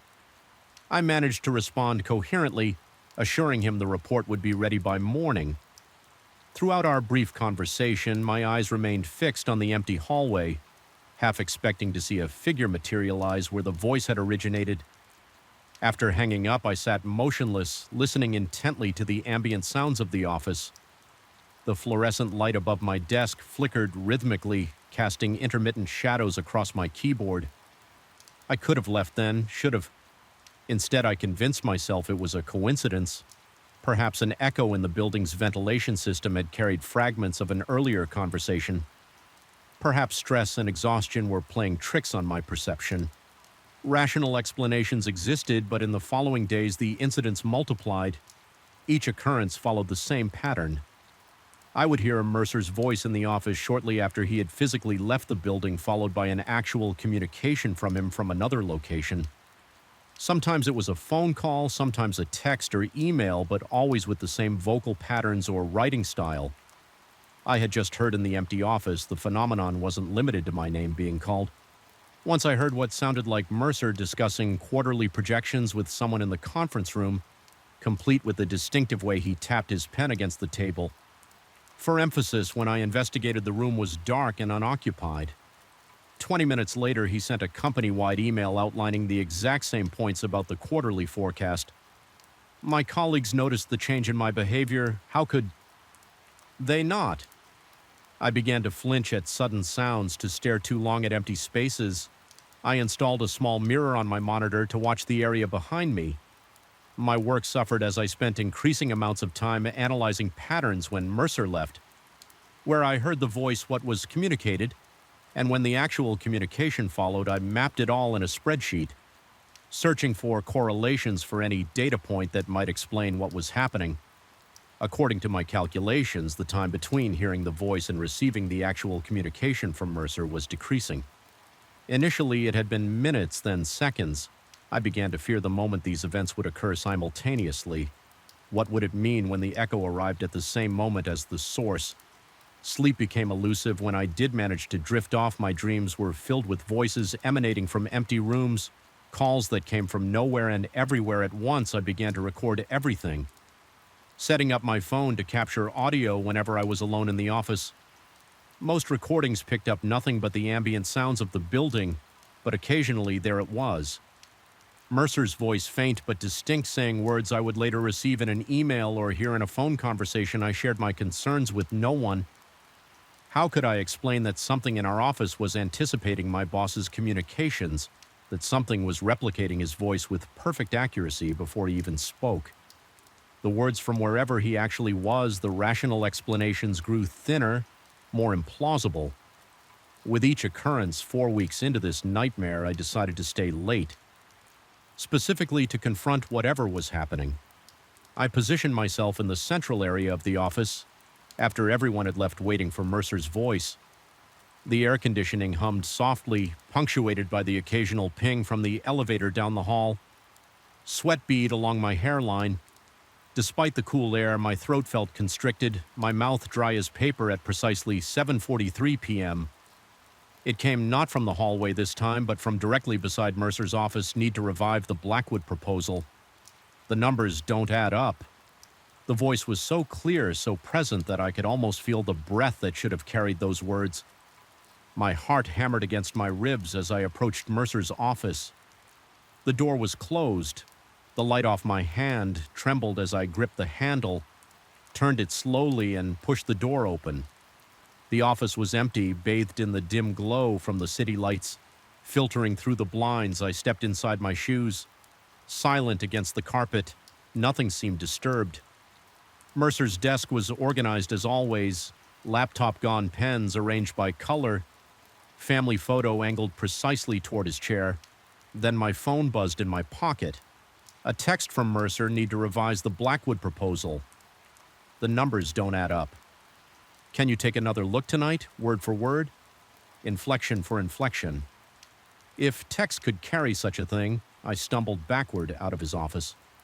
My spine connecting with the wall behind me, the impact knocked a framed company award askew as I reached to straighten it. I noticed something I had never paid attention to before: a small vent in the ceiling, part of the building's central air system. The following day, I arrived early and examined every inch of the office.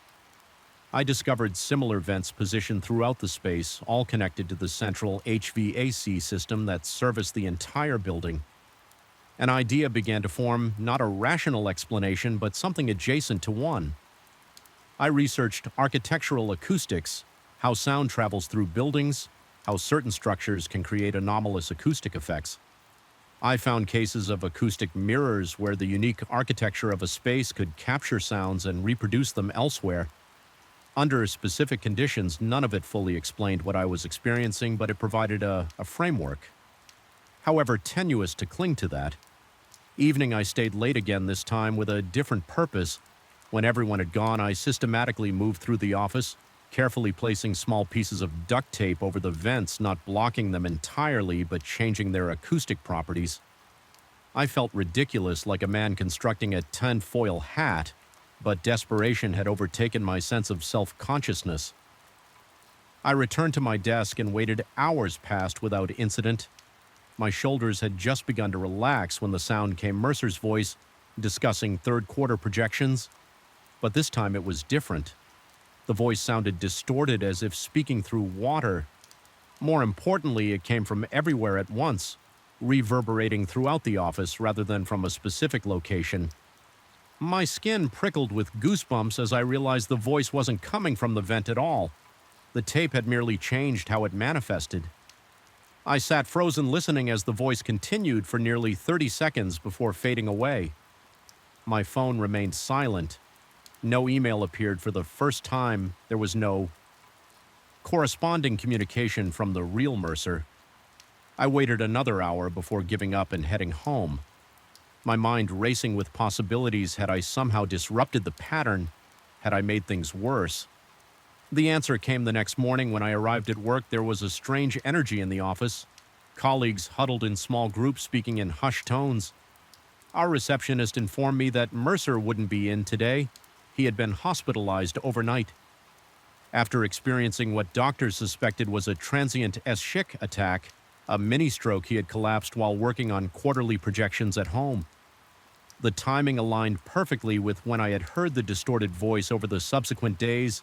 A terrible hypothesis formed in my mind. What if the voice I heard wasn't an echo of Mercer's actual communications? What if it was something else entirely, a precursor, a preview of thoughts not yet expressed?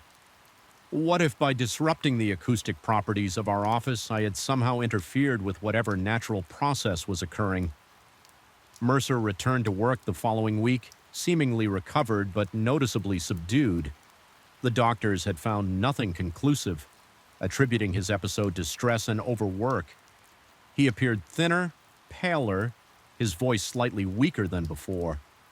I removed the tape from the vents when no one was looking. That same day, I began to hear the voice again, clear, precise, and always preceding Mercer's actual communications. But now I listened with new understanding. I wasn't hearing an echo, I was hearing a forecast. The voice wasn't replicating Mercer's communications. After he left, it was anticipating them before they were ever spoken. This realization should have terrified me more than anything that had come before. Instead, it brought a strange calm. I had glimpsed something beyond ordinary understanding. A wrinkle. In the fabric of reality where causality folded back upon itself, I still work late at Meridian Analytics. I still hear the voice, but now I understand my role as witness to something inexplicable yet somehow essential. I've become attuned to the subtle differences between Mercer's actual voice and its predecessor. The latter slightly more resonant, as if emerging from somewhere deeper than a human throat.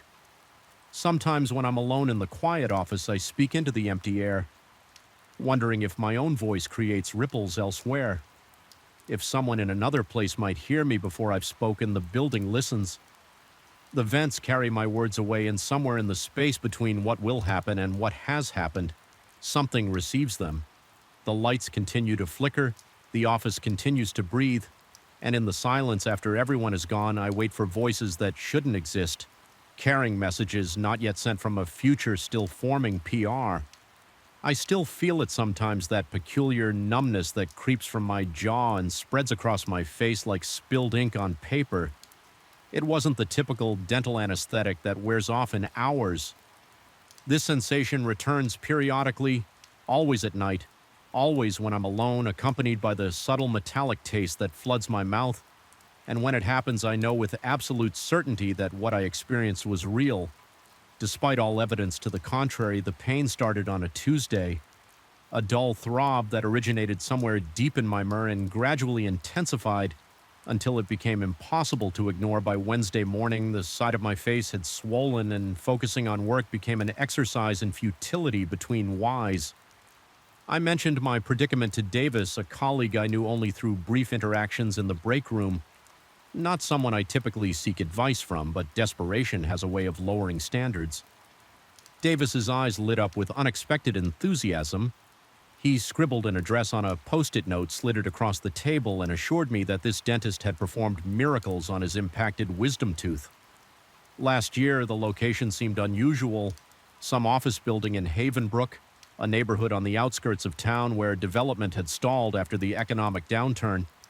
I'd rarely ventured there, but the pain pulsing through my jaw eliminated any hesitation. That afternoon, I called in sick for the remainder of the day and drove across town. The roads grew narrower as I navigated through Havenbrook, passing shuttered storefronts and apartment complexes with more vacancy signs than occupied units. Fall had descended early that year, and a thin layer of mist hung over the streets, softening the edges of buildings and blurring traffic lights into hazy orbs. The address led me to a 10-story commercial building with a facade of smudged glass and weather-stained concrete. Unlike the surrounding decay, this structure maintained a peculiar dignity, as if existing in defiance of its deteriorating neighborhood. Inside, the lobby smelled of industrial cleaner and stale coffee. A directory board with missing letters displayed the building's occupants. Law offices, accounting firms, a travel agency that likely hadn't booked a vacation since the internet took over, and there it was. Nightingale Dental Ass Associates, Sweat 8113. The elevator ascended with mechanical reluctance, each floor marked by a subtle jolt. When the doors finally slid open on the 8th floor, I stepped into a hallway that stretched in both directions, lined with identical brown doors and illuminated by fluorescent lights that hummed like trapped insects. Suite 8113 waited at the end of the corridor past several vacant offices with darkened windows. I hesitated at the door, my pain momentarily eclipsed by an inexplicable apprehension. Something about the building's emptiness, the echo of my footsteps on the tiled floor, the peculiar stillness of the air. It all felt wrong somehow, but the throbbing in my jaw quickly reminded me why I had come. The dental office defied my expectations. Behind that unremarkable door lay an immaculate reception area with soft lighting and comfortable furniture. The walls were painted a soothing shade of blue, adorned with framed landscapes of serene mountain vistas. Soft classical music drifted from concealed speakers. The contrast with the dreary hallway outside was so stark that crossing the threshold felt like stepping into another world entirely. A receptionist looked up from her computer and smiled. Her face was pleasant but somehow forgettable, as if deliberately designed not to leave an impression. She checked my name against an appointment book, though I didn't recall making an appointment, and informed me with practiced efficiency that Dr. Nightingale could see me immediately. The waiting room remained empty save for myself, yet magazines were fanned out on side tays as if recently disturbed by other patients. She directed me down a short hallway to examination room 3. The dental chair faced a window overlooking the city, though the view seemed oddly unfamiliar from this vantage point, as if the building were taller than I had initially perceived. Dr. Nightingale entered moments later, his movements fluid and precise, his handshake firm but cold. His features were sharp and angular, high cheekbones, prominent jawline, deep-set eyes that reflected the overhead lights like polished obsidian. He examined my infected tooth with such gentle precision that I barely felt his instruments probing. The sensitive area, his diagnosis came swiftly: an abscess, requiring immediate drainage followed by root canal therapy. The procedure could be performed right away, he assured me, his voice carrying a slight accent. I couldn't quite place something European, perhaps, or possibly Canadian, softening the consonants in a way that made his words sound almost melodic. I should have asked questions about insurance, about credentials, about how Davis had found this place instead. I nodded eagerly, desperate for relief. The injection of anesthetic brought immediate numb spreading beyond the typical boundaries of dental work, creeping down my neck and across my shoulder. Dr. Nightingale worked methodically, his movements becoming increasingly blurred as whatever he had administered took stronger.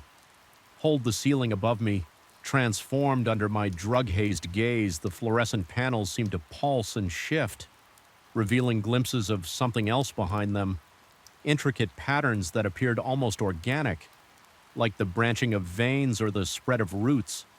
The classical music warped subtly, individual notes stretching beyond their natural duration.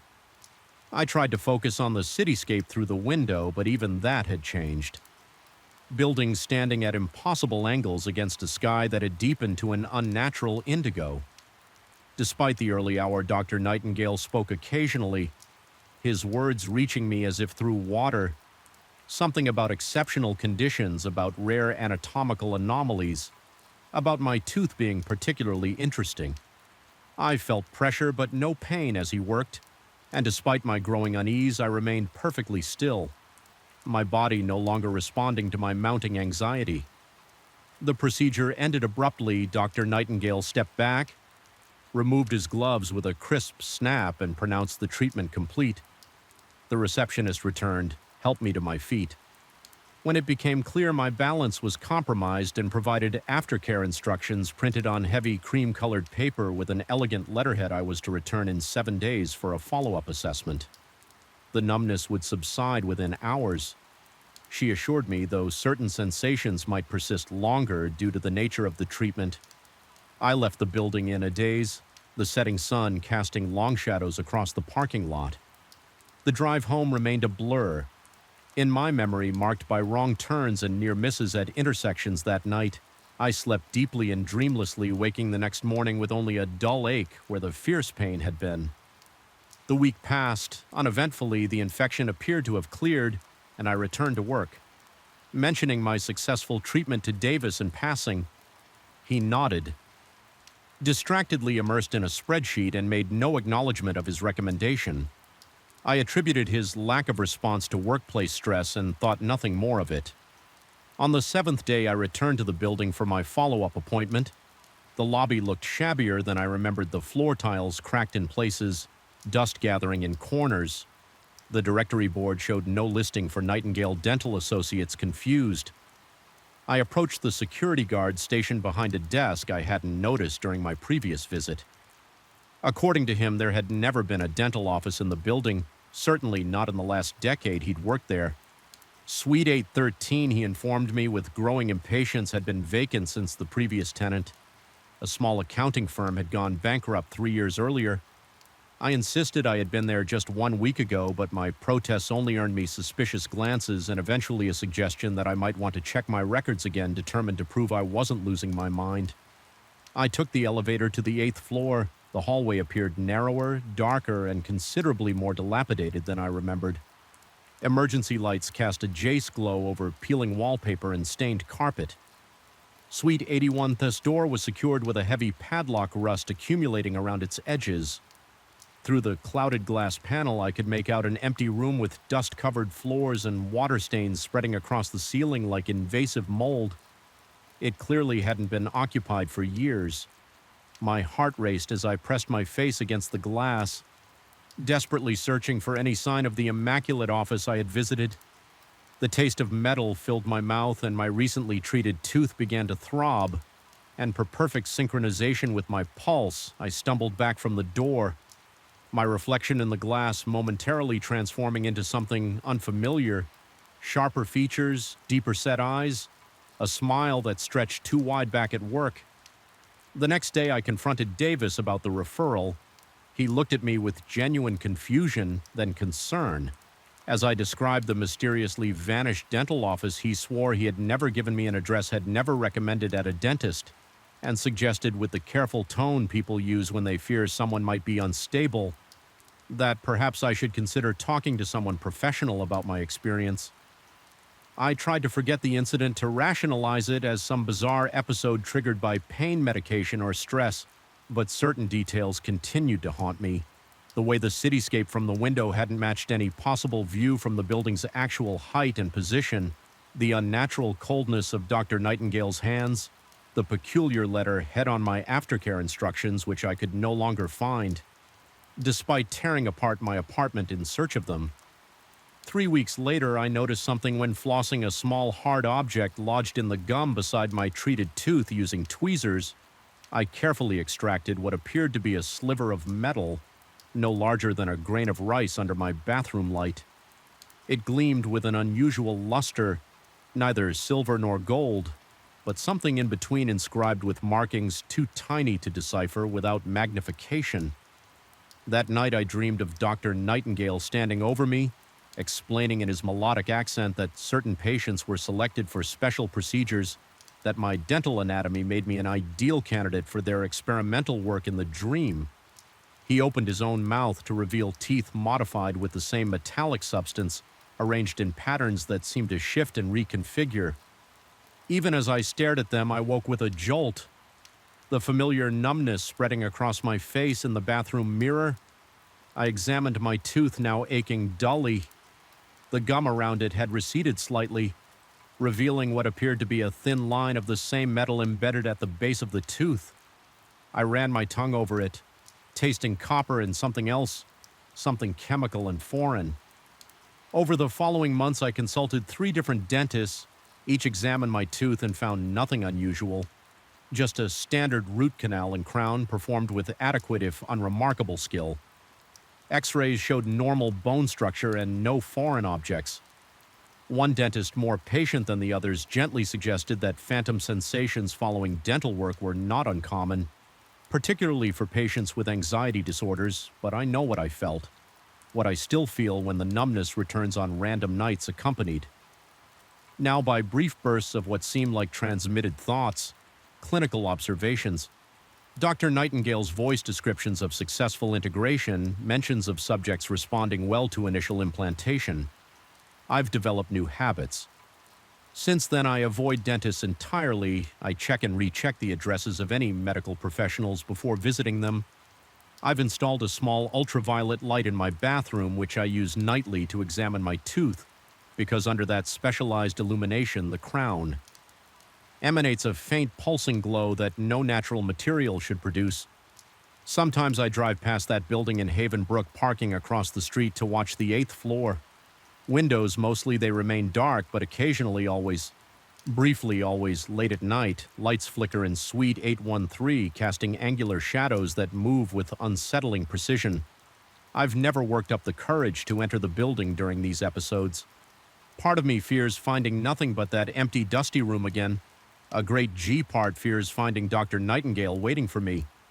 Instruments prepared for my next treatment. The small metal object I extracted sits in a glass vial on my nightstand. Sometimes it seems to shift position overnight, though I tell myself this is impossible. Twice, I've tried to show it to others, but on both occasions the vial appeared empty when I attempted to display it, only to reveal its contents again when I was alone. Last week I noticed Davis looking at me strangely across the office. When our eyes met, he touched his jaw in exactly the spot where my treated tooth is located. Then smiled a smile that stretched slightly too wide, revealing teeth that caught the fluorescent lights with an unnatural gleam. He hasn't acknowledged the gesture since responding with blank confusion when I carefully asked if his dental work had been done locally. I know how this sounds. I understand why no one believes me, but something happened in that dental chair in Suite 813. Something. Beyond conventional explanation, something was placed inside me, or perhaps something was awakened and it remains there still pulsing beneath the artificial crown, sending its signals to recipients. I can only guess at the most terrifying aspect isn't the possibility that I imagined everything.